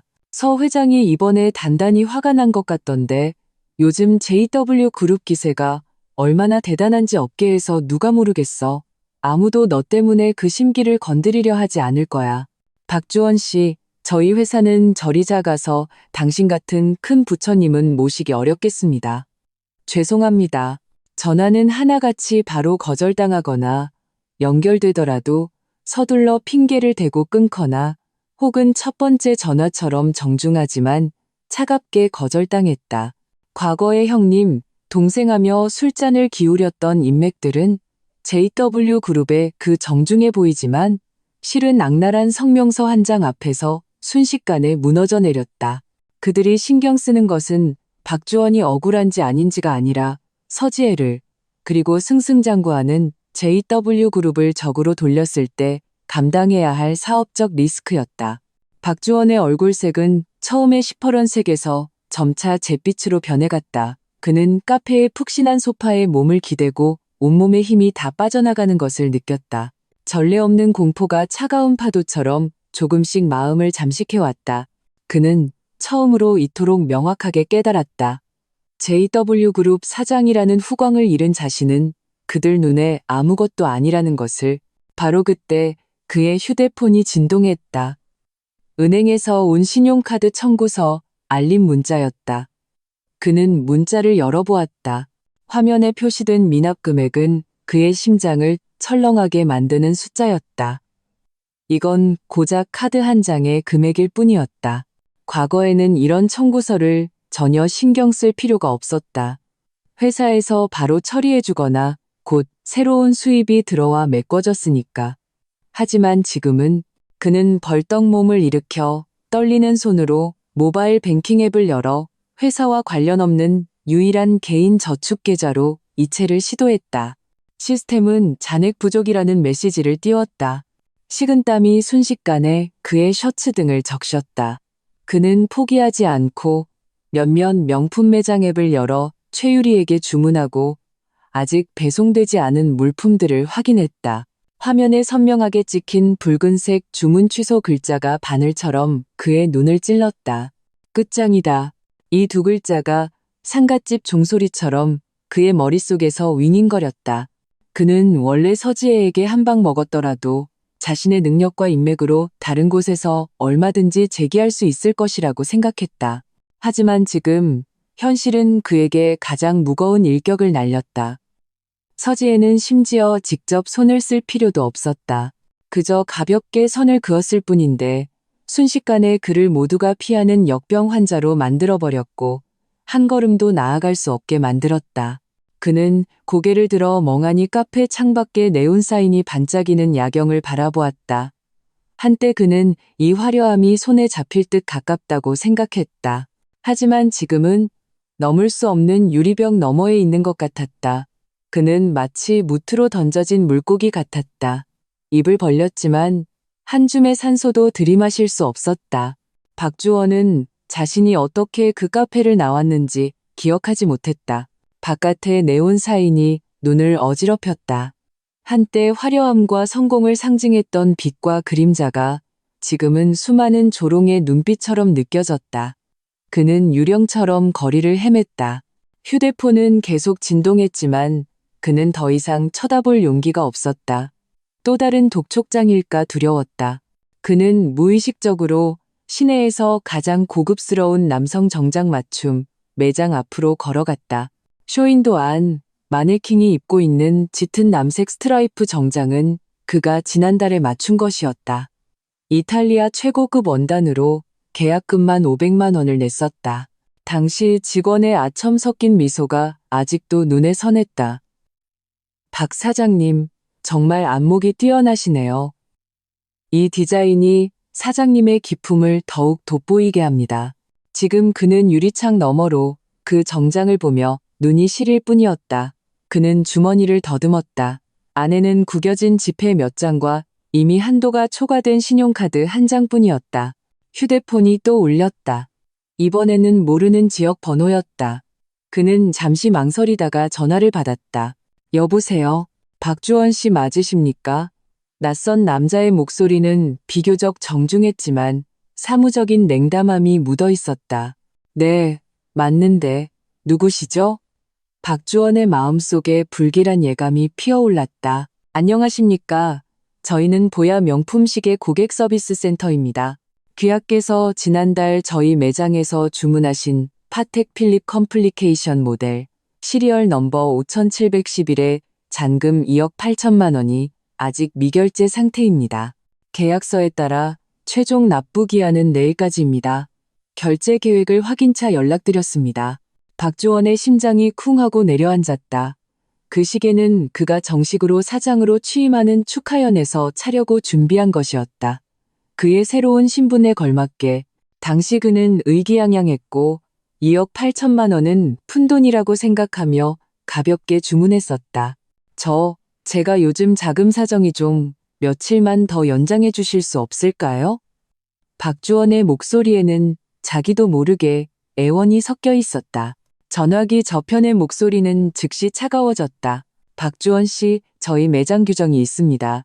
기한 내 미결제 시 계약금은 환불되지 않으며 저희는 귀하의 계약 위반에 대한 책임을 추궁할 권리를 보유합니다. 불필요한 문제가 발생하지 않도록 기한을 지켜주시길 바랍니다. 박주원이 더 말하기도 전에 상대방은 바로 전화를 끊었다. 박주원은 휴대폰을 쥔 손에 식은땀이 흥건했다. 문제? 지금보다 더 최악인 문제가 있을 수 있을까? 그는 차가운 쇼윈도에 기대어 천천히 바닥에 주저앉았다. 체면 따위는 신경 쓸 겨를도 없었다. 숨을 돌리기도 전에 휴대폰이 또 울렸다. 이번에는 그가 자주 가던 고급 클럽의 매니저였다. 박 사장님, 아이고, 드디어 연락이 되셨네요. 매니저의 목소리는 여느 때처럼 능숙했지만 자세히 들어보면 온기가 없었다. 지난 분기 저희 클럽의 외상으로 남겨두신 금액이 아직 5천만 원 넘게 미결제 상태입니다. 그리고 보관해두신 술도 거의 다 드셨고요. 혹시 시간 되실 때 오셔서 처리해 주실 수 있을까요? 아니면 제가 경리에게 청구서를 댁으로 보내드릴까요? 박주원은 눈을 감았다. 관자놀이가 욱신거렸다. 왕 매니저님, 제가 요즘 좀 사정이. 네, 이해합니다. 이해해요. 왕 매니저가 그의 말을 끊었다. 말투는 여전히 웃고 있었지만 칼날 같았다. 하지만 박 사장님, 저희도 소규모 장사라 외상은 안 된다는 규칙 잘 아시지 않습니까? 이렇게 하죠. 제가 3일 더 시간을 드리겠습니다. 3일 후에도 처리되지 않으면 저희도 절차대로 진행할 수밖에 없습니다. 그때 가서 회사나 댁으로 일이 번지면 서로 얼굴 붉히게 되잖아요. 안 그렇습니까? 회사, 집. 박주원은 웃고 싶었지만 우는 것보다 더 비참했다. 그에게 이제 어디에 회사가 있으며 집도 곧 그의 것이 아니게 될 터였다. 전화를 끊고 그는 영혼이 텅 빈 것 같았다. 지난 몇 년간 그는 돈을 물쓰듯 쓰고 주변에 사람들이 몰려드는 것에 익숙해져 있었다. 모든 소비는 외상으로 처리했고 돈 걱정은 해본 적이 없었다. 그의 명의로 된 현금은 거의 없었고 대부분의 자산은 서지에, 아니, 곧 회수될 그 펜트하우스에 있거나 회사 명의로 제공된 것들이었다. 이제 이 모든 것이 순식간에 끊어졌다. 그는 미친 듯이 휴대폰 주소록을 뒤지기 시작했다. 과거의 형님, 동생하며 함께 흥청망청 놀았던 친구들을 찾았다. 그는 한 번호로 전화를 걸었다. 상대는 그가 과거에 많이 도와주었던 한 건자재 회사 사장이었다. 유 사장, 나 주원이야. 내가 좀 급한 일이 생겨서 수중에 돈이 좀 빡빡한데 혹시 10억만 먼저 빌려줄 수 있을까? 내가 나중에. 아이고 박 사장. 신호가 안 좋네. 여보세요? 여보세요? 안 들리네. 일단 끊을게. 전화는 황급히 끊겼다. 그는 다른 사람에게 또 전화를 걸었다. 요식업을 하는 사람이었다. 과거에 고객들을 데리고 그의 식당에 자주 갔었. 돈을 빌려달라고? 박주원, 너 방금 사장으로 승진해서 연봉 수십억이라며? 나한테 무슨 농담을 하는 거야? 나도 지금 빚더미에 앉아있다고? 돈 없어? 상대는 노골적으로 비꼬며 쏘아붙였다. 세 번째, 네 번째, 과거에 그에게 아부하고 일을 부탁했던 사람들은 지금은 핑계를 대고 피하거나 노골적으로 비웃었다. 심지어 어떤 사람은 그의 목소리를 듣자마자 바로 전화를 끊었다. 세상 인심이 이토록 차가웠던가. 그는 오늘 제대로 맛보았다. 그가 거의 절망에 빠졌을 때 휴대폰에 또 전화가 왔다. 그의 여동생 박주희였다. 그는 마치 구명다쳐라도 잡은 듯 서둘러 전화를 받았다. 목소리에는 울음기가 섞여 있었다. 주희야, 너 돈 좀 있어? 오빠한테 먼저 좀 빌려줘. 오빠 큰일 났어. 전화기 저편은 몇 초간 침묵했다. 그리고 박주희의 울음 섞인 원망의 목소리가 들려왔다. 오빠, 내가 묻고 싶거든? 엄마 지금 거의 쓰러지기 직전이야. 내 가방, 내 차 할부는 어떡해? 다음 달에 그 스포츠카로 바꿔준다고 약속했잖아. 이제 오빠 코가 석자인데 나한테 돈을 빌려달라고? 내가 돈이 어디 있어? 내 돈은 다 가방 사는데 썼단 말이야. 박주원은 뚜 하는 단절음을 들으며 마지막 남은 힘마저 다 써버렸다. 그는 차가운 바닥에 주저앉아 눈앞에 오가는 차량들을 보며 자신이 온 세상에 버려진 것 같다고 느꼈다. 명품 매장의 독촉, 클럽의 청구서, 친구들의 외면, 가족의 원망, 이 모든 것이 점점 더 조여오는 그물처럼 그를 숨막히게 했다. 그리고 이 모든 것의 근원은 지금 JW그룹 최상층 사무실에 고고하게 앉아있을 그 여자 서지혜를 향하고 있었다. 그녀는 심지어 모습을 드러낼 필요도 없이 이미 그에게 무엇이 막다른 길인지 체험하게 했다. 이렇게 천천히 살을 도려내는 듯한 고문은 한 번에 칼로 베는 것보다 100배는 더 고통스러웠다. 밤이 완전히 깊어졌다. 박주원은 자신이 그 정장 맞춤 매장 쇼윈도 밖에서 얼마나 오래 앉아 있었는지 몰랐다. 경비원이 와서 경계심과 약간의 경멸이 섞인 눈빛으로 그를 쫓아낼 때까지 그는 그제야 멍하니 일어섰다. 오래 앉아 있어 다리는 마비된 듯 뻣뻣했다. 그는 지금 무일 뿐이었다. 시그니엘 레지던스로 돌아갈 택시비조차 없었다. 더구나 그곳은 이제 그의 집도 아니었다. 그는 오직 두 다리의 의지에 비틀거리며 한때 무한한 영광을 상징했던 그곳을 향해 걸어갔다. 밤바람이 그를 스쳤다. 분명 여름밤인데도 뼛속까지 시리게 느껴졌다. 아파트 단지 아래에 도착했을 때는 거의 자정이었다. 화려한 로비는 여전히 불이 환했지만 입구의 보안 요원이 그를 보는 눈빛은 완전히 달라져 있었다. 더 이상 예전의 공손한 인사가 아니었다. 노골적인 심사와 거리감이 담겨 있었다. 박주원 씨, 한 보안 요원이 그를 막아섰다. 말투는 비교적 정중했지만 태도는 단호했다. 죄송하지만 관리사무소의 최신 공지에 따라 귀하의 출입 권한은 이미 말소되었습니다. 양해 부탁드립니다. 저희도 규정대로 처리하는 것뿐입니다. 박주원의 얼굴이 화끈거렸다. 거대한 굴욕감이 그를 덮쳤다. 그는 억지로 들어가려 했지만 키가 더 큰 다른 보안 요원이 즉시 한 걸음 앞으로 나와 그의 앞을 막아섰다. 그는 상대의 단단한 체격과 CCTV를 번갈아 보고는 결국 힘없이 손을 내렸다. 네, 내 개인 물품 좀 가지러 올라가려고요. 가지고 바로 나올게요. 그는 애원하듯 말했다. 죄송합니다. 위에서 지시가 없으면 들여보내 드릴 수 없습니다. 물건을 가져가셔야 한다면 현재 집주인이나 위임인에게 연락해서 처리하셔야 합니다. 보안 요원의 대답은 빈틈이 없었다. 현재 집주인? 박주원의 심장이 쥐어짜는 듯 아팠다. 그게 서지혜가 아니고 누구겠는가. 서지혜에게 빌라고? 차라리 죽는 게 낫지. 그가 버티고 서 있는데 엘리베이터 문이 띵 소리를 내며 열렸다. 관리사무소 왕 소장이 안심이사 유니폼을 입은 두 사람을 데리고 나왔다. 뒤에는 총무팀 직원 2명도 따라왔다. 오후에 내가 집을 인수하러 보냈던 바로 그 사람들이었다. 그들의 손에는 물품 목록과 포장 도구가 들려 있었다. 왕 소장은 박주원을 보자 얼굴에 당혹감이 스쳤지만 이내 빠른 걸음으로 다가왔다. 박주원 씨, 오셨군요. 마침 서 회장님 쪽에서 재촉하셔서 저희가 먼저 사람을 보내 댁의 개인 물품을 정리해 드리려고 했습니다. 여기서 기다리시겠습니까? 아니면 당신들 뭐 하는 거야? 박주원은 꼬리를 밟힌 고양이처럼 날뛰었다. 거긴 내 집이야. 당신들이 무슨 자격으로 들어가? 총무팀의 조 과장이 안경을 밀어 올리며 무표정하게 서류 사본 하나를 내밀었다. 박주원 씨, 이것은 그룹 자산회수 통지서 및 서 회장님, 즉 서지혜 회장님께서 서명하신 위임장입니다. 이 주택의 사용권은 이미 회수되었습니다. 저희는 절차에 따라 내부의 비회사 자산을 점검하고 임시 보관하는 것입니다. 협조해 주시기 바랍니다. 개소리 마. 그 안에 내 물건들이 있다고? 대부분 내 거라고.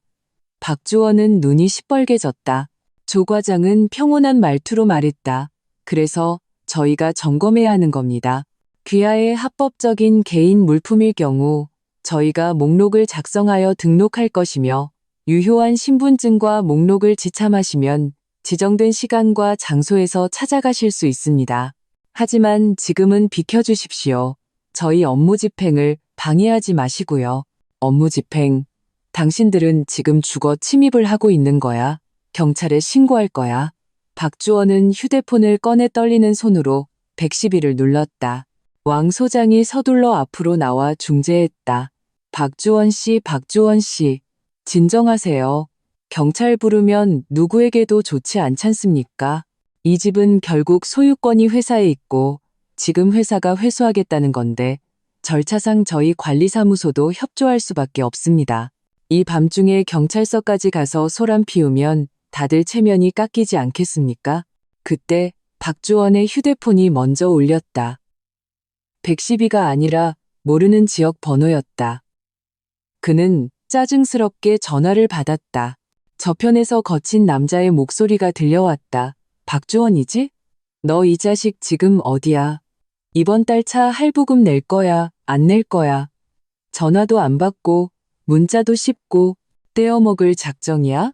그 마이바흐의 할부 금융사였다. 차는 비록 회수되었지만 할부는 그의 개인 명의로 되어 있었다. 박주원의 눈앞이 캄캄해지며 거의 쓰러질 뻔했다. 그는 이전에 이 대출금을 전혀 신경 쓰지 않았었다. 금방 갚을 수 있을 거라고 생각했으니까. 그가 정신을 차리기도 전에 또 다른 전화가 걸려왔다. 그가 자주 이용하던 은행의 신용카드 센터에서 온 독촉 전화였다. 목소리는 차갑고 기계적이었다. 그가 전화를 끊자마자 다른 소액 대출 회사의 빚 독촉 전화가 또 걸려왔다. 말투는 더욱 흉악했고 그의 주소록을 해킹해서 가족에게 연락하겠다고 직접적으로 위협했다. 전화는 저승사자의 부적처럼 연달아 걸려왔다. 이 조용한 아파트 로비에서 유난히 귀에 거슬렸다. 보안 요원, 관리소장, 총무팀 직원, 모든 사람들이 복잡하고 동정 섞인, 그러면서도 약간 구경하는 듯한 눈빛으로 그를 쳐다보았다. 박주원은 더 이상 버틸 수 없었다. 그는 차가운 대리석 벽에 기대어 천천히 바닥에 주저앉았다. 양손으로 머리를 감쌌다. 힘없이 떨어진 휴대폰은 카펫 위로 떨어져 화면이 깨졌지만 빛 독촉 벨소리와 진동은 마치 영원히 멈추지 않을 것처럼 끈질기게 울리고 있었다. 그는 졌다. 완벽하게 부와 지위를 잃었을 뿐만 아니라 마지막 남은 존엄성마저 이 연이은 타격과 굴욕 속에서 가루가 되어버렸다. 그는 마치 버려진 개처럼 모든 이에게 버림받고 빚더미에 몰려 막다른 골목에 섰다. 그리고 이 모든 것의 시작인 그 여자는 그의 이 비참한 꼴을 보러 오지도 않았다. 서지혜는 그저 손가락 하나 까딱했을 뿐인데 그를 만겁불복의 나락으로 떨어뜨렸다. 왕 소장이 보안 요원에게 눈짓을 하자 보안 요원들이 다가와 넋이 나간 박주원을 반은 부축하고 반은 강제로 로비 구석의 휴식 공간으로 옮겼다. 이삿짐 센터 직원들이 위층으로 올라가는데 방해가 되지 않도록 박주원은 값비싼 가죽 소파에 몸을 웅크리고 위층에서 희미하게 들려오는 짐 옮기는 소리와 다른 주머니에 있던 낡은 예비 휴대폰에서 끊임없이 울리는 빛 독촉 벨소리를 들으며 텅 빈 눈으로 천장의 찬란한 크리스탈 샹들리에를 바라보았다. 그 빛은 한때 그에게 너무나 가까웠지만 이제는 하늘의 별처럼 아득하게 멀었다. 지옥은 발밑에 있는 것이 아니었다. 바로 이곳, 한때 그의 인생의 정점을 상징했던 이 장소에 그가 모든 것을 완전히 잃어버린 바로 이 밤에 있었다. 날이 밝아올 무렵 박주원은 마치 뼈가 다 빠져나간 연체동물처럼 아파트 로비에 그 차가운 구석 소파에서 기어나왔다. 보안 요원은 교대했고 새로운 젊은 보안 요원은 노숙자를 보는 듯한 눈빛으로 그를 힐끗 쳐다보고는 아무 말도 하지 않았다.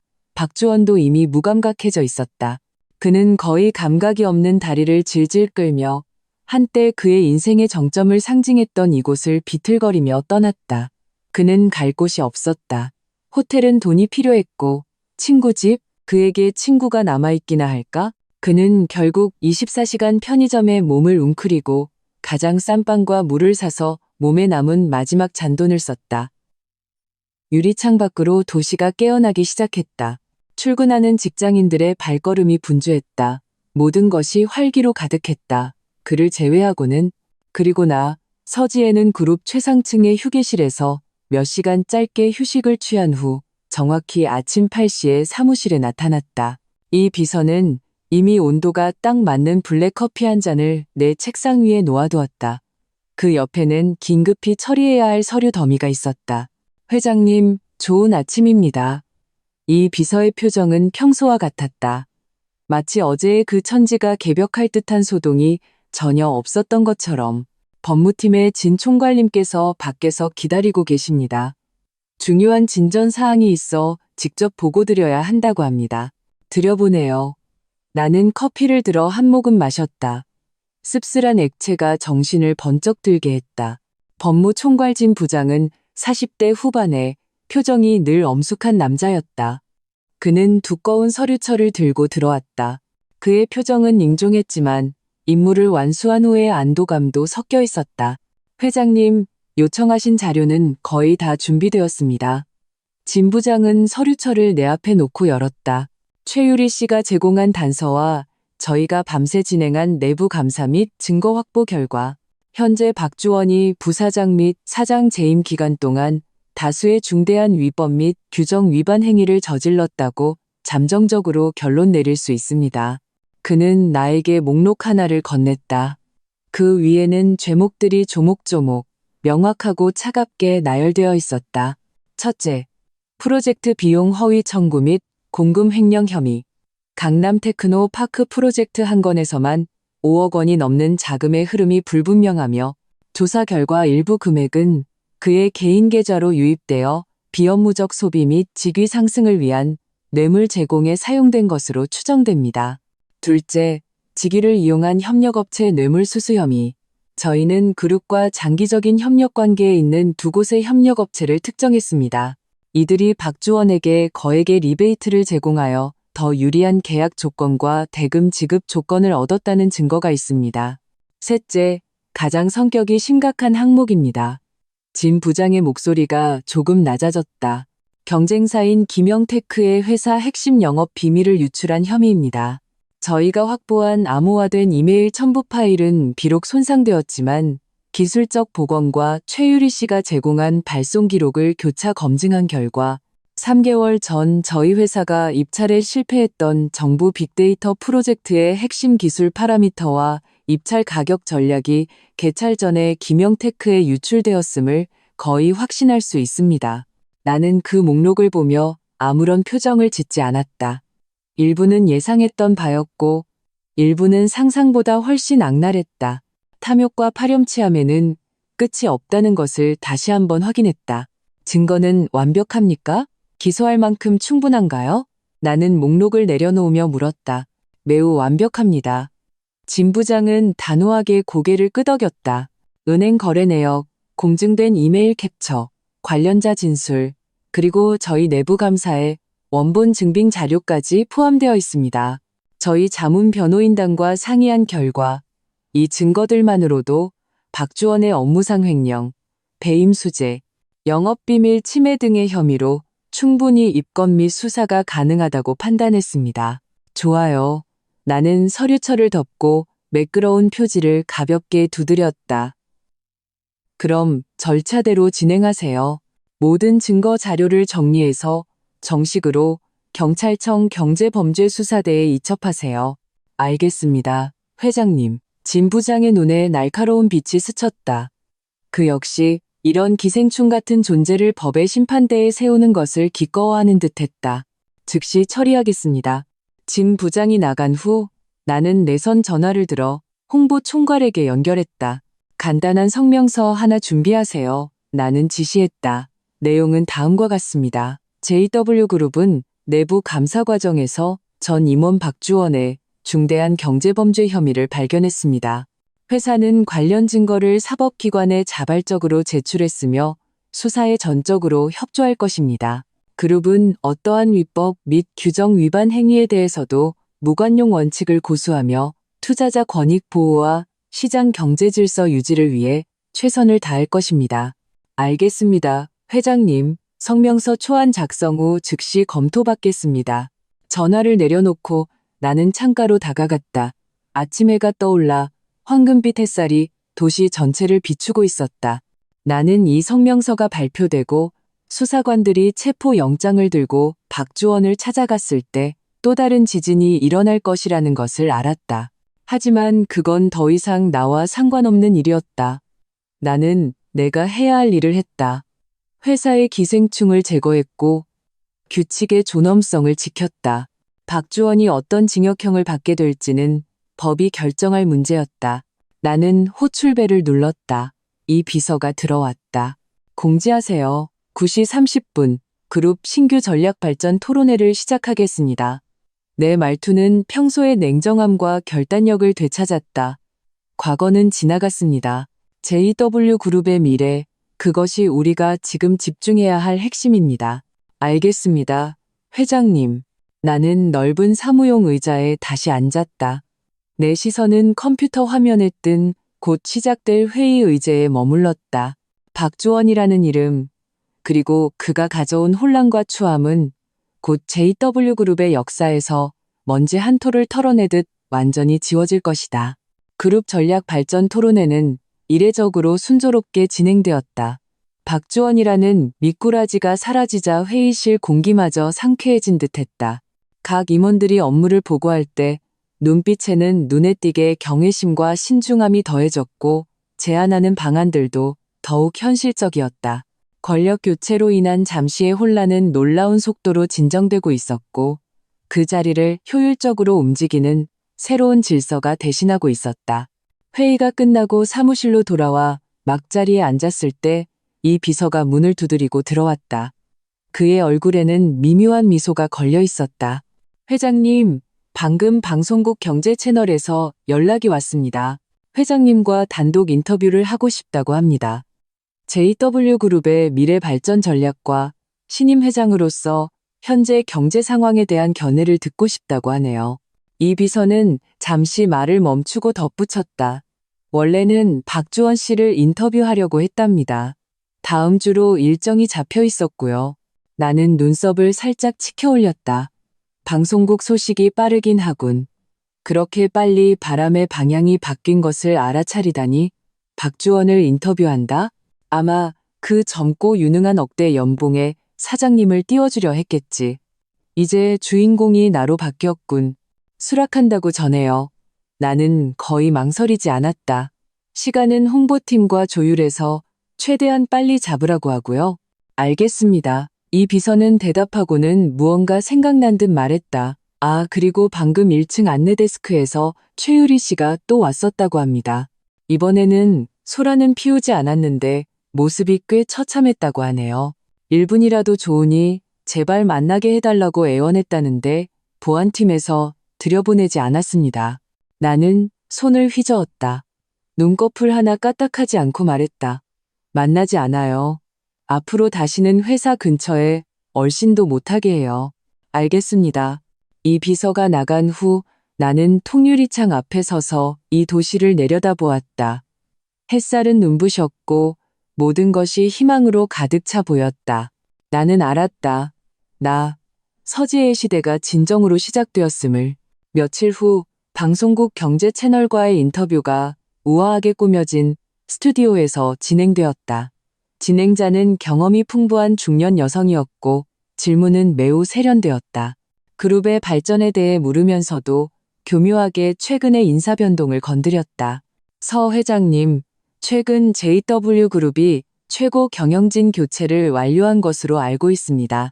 새로운 수장으로서 앞으로 그룹의 중점 발전 방향에 어떤 조정이 있을지 말씀해 주실 수 있을까요? 진행자가 미소를 지으며 물었다. 나는 카메라를 마주하고 정교한 화장과 단정한 옷차림으로 차분하고 당당하게 말했다. 질문 감사합니다. JW그룹의 발전 전략은 명확하고 연속성을 가집니다. 미래에는 기술 혁신과 지속 가능한 발전에 더욱 집중할 것이며 특히 인공지능과 친환경 에너지 분야에 투자를 확대할 계획입니다. 경영진 변동에 관해서는 이는 기업의 정상적인 신진대사 과정입니다. 저희는 건강한 기업에는 능력과 책임감을 갖추고 그룹의 가치관과 완벽하게 부합하는 팀이 필요하다고 굳게 믿습니다. 진행자는 즉시 말을 이어받았다. 가치관에 대해 말씀하셨는데요. 저희가 알기로 그룹은 내부 관리와 규정 준수에 대해 매우 높은 기준을 가지고 있다고 들었습니다. 최근의 몇몇 사건들도 그룹의 이러한 결의를 보여주는 것이라고 볼 수 있을까요? 나는 희미하게 미소 지었다. 미소는 품이 있었지만 반박할 수 없는 힘을 담고 있었다. 네, JW그룹은 시종 일관 정직, 전문성, 상생이라는 핵심 가치를 지켜왔습니다. 저희는 직업윤리를 위반하고 회사의 이익을 해치는 어떠한 행위에 대해서도 무관용 원칙을 적용합니다. 그 누구든 직위 고하를 막론하고 넘지 말아야 할 선을 넘었다면 반드시 그에 상응하는 대가를 치러야 합니다. 이것이 또한 수많은 투자자와 직원들에게 책임을 다하는 자세라고 생각합니다. 인터뷰가 방송된 후 반응은 뜨거웠다. 나의 냉철하고 전문적이면서도 힘있는 이미지는 전파를 타고 전국으로 퍼져나갔다. 업계에서 떠돌던 박주원 해고에 대한 추측과 소문들은 순식간에 신임 회장의 능력과 결단력에 대한 찬사로 대체되었다. JW그룹의 주가는 잠시의 변동을 겪은 후 오히려 상승하여 신고가를 경신했다. 그리고 인터뷰가 방송되던 바로 그날 오후 나는 법무총괄진 부장에게서 전화를 받았다. 그의 목소리는 안도감이 섞인 평온함을 띠고 있었다. 회장님, 결과가 나왔습니다.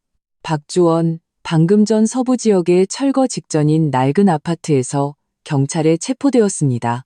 현장 모습이 꽤나 초라했다고 합니다. 나는 하고 대답하며 알았다고 표시했다. 자세한 내용은 묻지 않았다. 그 장면은 내가 보고 싶은 그림이 아니었다. 그의 결말은 그가 나의 그 모든 심혈을 자기 것으로 만들고 나를 배신한 그 순간 이미 정해져 있었다. 거의 동시에 내 개인 휴대폰에 모르는 번호로 문자 메시지 하나가 도착했다. 사진을 열어보니 배경은 시끄럽고 지저분한 싸구려 여관방이었다. 최유리는 구겨진 원피스를 입고 머리가 헝클어진 채 험상궂게 생긴 중년 여성에게 손가락질을 받으며 욕을 먹고 있었다. 발밑에는 가품으로 보이는 가방 몇 개가 흩어져 있었다.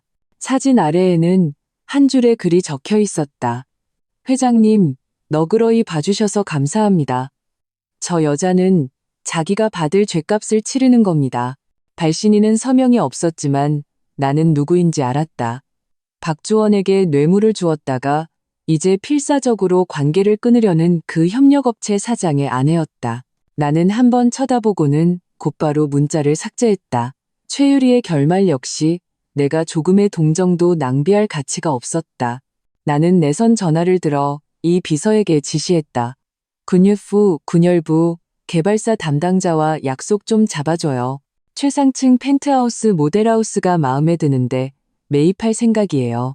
그리고 다음 주 월요일 오전 시간은 비워두세요. 자동차 매장에 좀 다녀와야겠어요. 알겠습니다, 회장님. 차를 바꾸시려는 겁니까? 마음에 드시는 브랜드나 모델이 있으신지요? 이 비서의 목소리에는 진심 어린 기쁨이 담겨 있었다. 가서 보고 마음에 드는 걸로 하죠. 내 말투는 가벼웠다. 예전 차는 이제 질렸어요. 거대한 통유리창 앞에 섰다. 석양이 내 그림자를 길게 늘어뜨렸다. 발 아래 이 도시, 한때 나는 올려다보아야 했고 다른 사람에게 의지해야 겨우 그 일부를 엿볼 수 있었다. 하지만 지금 그 도시는 내 발 아래에 있다. 휘황찬란한 불빛은 마치 내가 마음대로 주무를 수 있는 은하수 같았다. 박주원과 최유리, 한 명은 감옥에 들어가 명예가 실추되었고 다른 한 명은 밑바닥으로 굴러떨어져 과거의 허영에 대한 대가를 치르고 있다. 그들의 이야기는 이제 한 페이지 넘어갔다. 세월은 물처럼 조용히 흘러갔다. 나는 군예프 최상층에 위치한 150평짜리 펜트하우스로 이사했다. 전망은 이전 시그니엘 레지던스보다 훨씬 더 탁 트였다. 새 차는 수수하지만 성능이 뛰어난 맞춤형 SUV였고 지하 주차장에 조용히 서 있었다. 회수된 그 마이바흐는 단 한 번도 다시 쳐다보지 않았다. 그룹은 내 통제하에 이전보다 훨씬 더 순조롭고 효율적으로 운영되었다. 박주원의 잔당들을 정리한 후 더 활기차고 창의적인 젊은 인재들로 교체했다. 오랫동안 보류되었던 몇몇 미래지향적 프로젝트들도 다시 시작되어 빠르게 진전되었다. 가끔 경제 뉴스에서 JW그룹에 대한 보도를 볼 때면 글자 사이사이에는 칭찬만이 가득했다. 마치 박주원이라는 이름과 그가 남긴 오점은 이미 시대의 흐름 속에서 완전히 사라진 것 같았다. 그러던 어느 오후 법무총괄 진 부장에게서 전화가 왔다. 회장님, 진 부장의 목소리는 여느 때처럼 평온했지만 업무 보고에 간결함이 묻어 있었다. 박주원의 재판이 다음 주 수요일에 열립니다. 검찰 측 증거가 매우 확실해서 그가 선임한 변호사도 별다른 수를 쓰지 못하는 것 같습니다. 그냥 절차대로 진행되는 것뿐입니다. 어떻게 할까요? 법대로 처리하면 됩니다. 자세한 내용은 알 필요 없어요. 나는 그의 말을 끊었다. 내 시선은 창밖의 푸른 하늘에 머물러 있었다. 박주원의 결말은 내가 증거를 넘긴 그 순간 나에게는 이미 끝난 일이었다. 알겠습니다, 진 부장은 잠시 망설이다가 덧붙였다. 공개 재판이라 기자들이 올 수도 있습니다. 홍보팀에 주의를 주어야 할까요? 그럴 필요 없어요. 나는 담담하게 말했다. JW그룹은 피해자이자 법의 공정을 지키는 적극적인 당사자입니다. 숨길 것은 아무것도 없어요. 전화를 끊고 나는 계속해서 서류를 결제했다. 마음에는 어떤 파문도 잃지 않았다. 박주원이 5년형을 받든 10년형을 받든 나에게는 더 이상 아무런 의미가 없었다. 그는 이미 제거된 악성 종양과 같았다. 중요한 것은 미래의 건강이지 버려진 병리 표본을 자꾸 들여다보는 것이 아니었다. 수요일, 나는 중요한 다국적 화상회의가 있었다. 해외 인수합병건을 논의하는 자리였다. 회의는 순조롭게 진행되었고 끝났을 때는 이미 저녁이었다. 나는 약간 뻐근한 목을 주물렀다. 이 비서가 따뜻한 물 한 잔을 들고 들어왔다. 회장님, 회의는 성공적이었습니다. 그는 물컵을 내 앞에 놓으며 쾌활하게 말했다. 그리고는 약간 망설이며 낮은 목소리로 덧붙였다. 아, 그쪽 재판 끝났다고 합니다. 나는 물컵을 들어 한 모금 마셨다. 물 온도가 딱 좋았다. 이 비서는 내 얼굴색을 살피다가 내가 정말로 신경 쓰지 않는 것을 보고 나서야 계속 보고했다. 박주원은 모든 범죄 사실을 인정했고 법원은 당일 선고를 내렸습니다. 업무상 횡령, 배임수재, 영업비밀 침해 등 여러 죄목이 병합되어 징역 8년, 자격정지 2년, 그리고 개인전 재산 몰수형이 선고되었습니다. 8년. 나는 물컵을 내려놓고 속으로 계산해 보았다. 그가 나올 때쯤이면 이 세상은 이미 천지가 개벽해 있을 것이다. 그가 한때 필사적으로 추구했던 모든 것은 거품처럼 사라질 것이다. 이 결말은 매우 공정했다. 최유리는요? 나는 무심코 물었다. 박주원을 팔아넘겨 자신의 안위를 도모하려 했던 그 여자. 그 후로 완전히 사라진 것 같았다. 이 비서는 약간의 경멸을 담아 입술을 삐죽였다. 재판의 증인으로 출석해서 박주원을 고발하는 데는 꽤나 열심이었다고 들었습니다. 하지만 자기 자신도 좋은 꼴은 못 봤죠. 업계에 소문이 다 나서 제대로 된 회사에서 누가 그녀를 쓰겠습니까? 나중에는 장거리 화물 트럭 기사를 따라다니다가 지방으로 이사 갔다고 합니다. 자세한 건 잘 모르겠습니다. 나는 고개를 끄덕였다. 이 두 사람, 한 명은 감옥에서 남은 생을 보내고 다른 한 명은 밑바닥에서 허덕이며 살아가겠지. 모두 자신들의 탐욕과 배신에 대해 상상 이상의 대가를 치르게 된 것이다.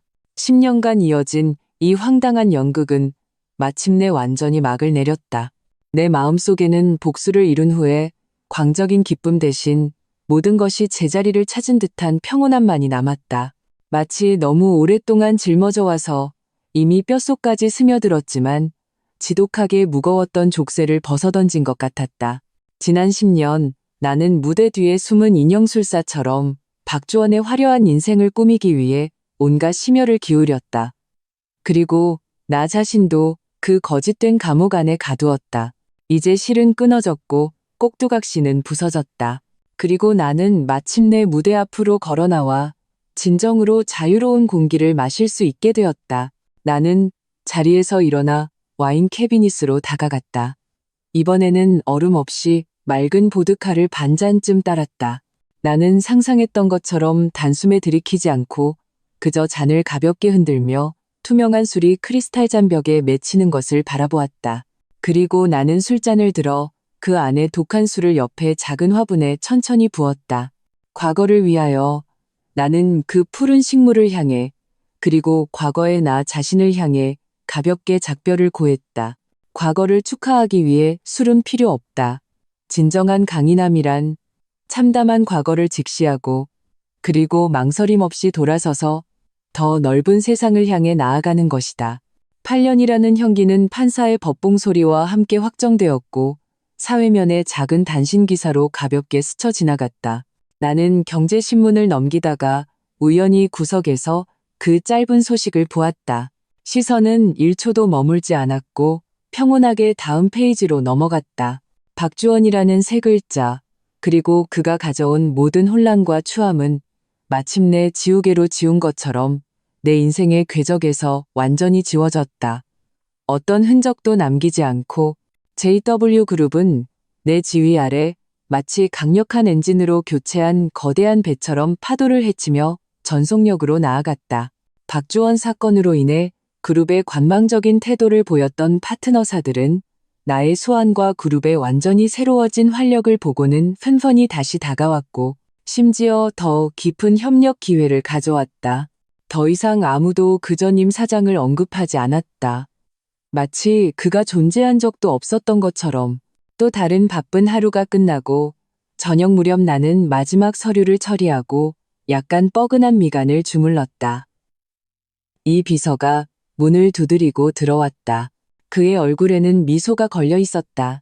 회장님, 1층 안내데스크에서 회장님 앞으로 꽃이 왔다고 합니다. 아주 큰 샴페인 로즈 꽃다발인데 올려보낼까요? 나는 고개도 들지 않고 화면의 데이터 보고서를 계속 보며 담담하게 말했다. 반송해요.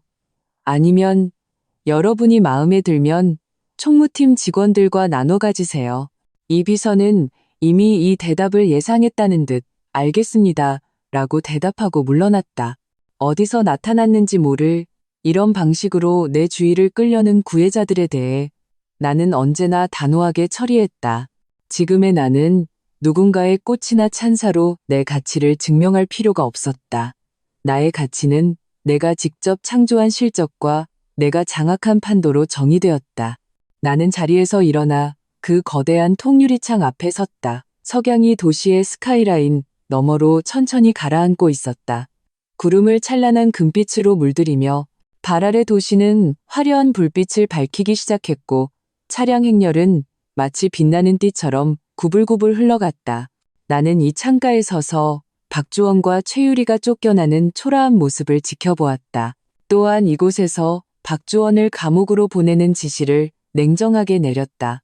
그리고 지금 이곳에는 평온만이 남아있었다. 자신의 운명을 장악하고 더 이상 어떤 속박도 없는 광활한 평온. 휴대폰이 진동했다. 내가 설정해둔 운동 알림이었다. 나는 컴퓨터를 끄고 의자 등받이에 걸쳐둔 재킷을 들고 사무실을 나섰다. 전용 회장 엘리베이터는 지하 주차장으로 직행했다. 새로 바꾼 SUV가 조용히 그곳에서 기다리고 있었다. 선은 강인하고 동력은 넘쳐났다. 마치 지금의 내 인생처럼. 나는 바로 집으로 가지 않고 기사에게 차를 한강변으로 몰게 했다. 나는 차에서 내려 강변 산책로를 따라 홀로 천천히 걸었다. 저녁 바람이 강물의 촉촉한 기운을 씻고 뺨을 스쳤다.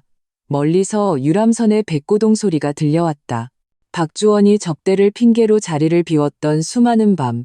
나는 혼자 이곳을 목적 없이 걸으며 마음속에 가득한 막막함과 억눌린 고통을 곱씹었었다.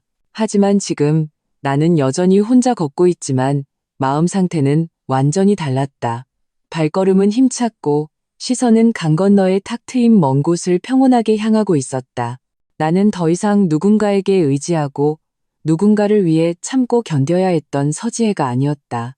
나는 JW그룹의 회장이었고 직원들의 눈에는 경외의 대상인 리더였으며 파트너들의 마음속에는 신뢰할 수 있는 강자였다. 그리고 무엇보다 나 자신의 인생의 유일하고도 절대적인 주제자였다.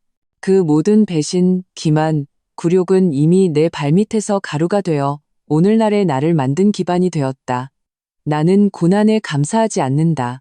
나는 오직 그 고난 속에서 좌절하지 않고 오히려 강철 같은 의지를 단련해낸 나 자신에게 감사할 뿐이다. 산책로 끝에 이르러 나는 걸음을 멈추고 강 건너편의 찬란한 도시 야경을 바라보았다.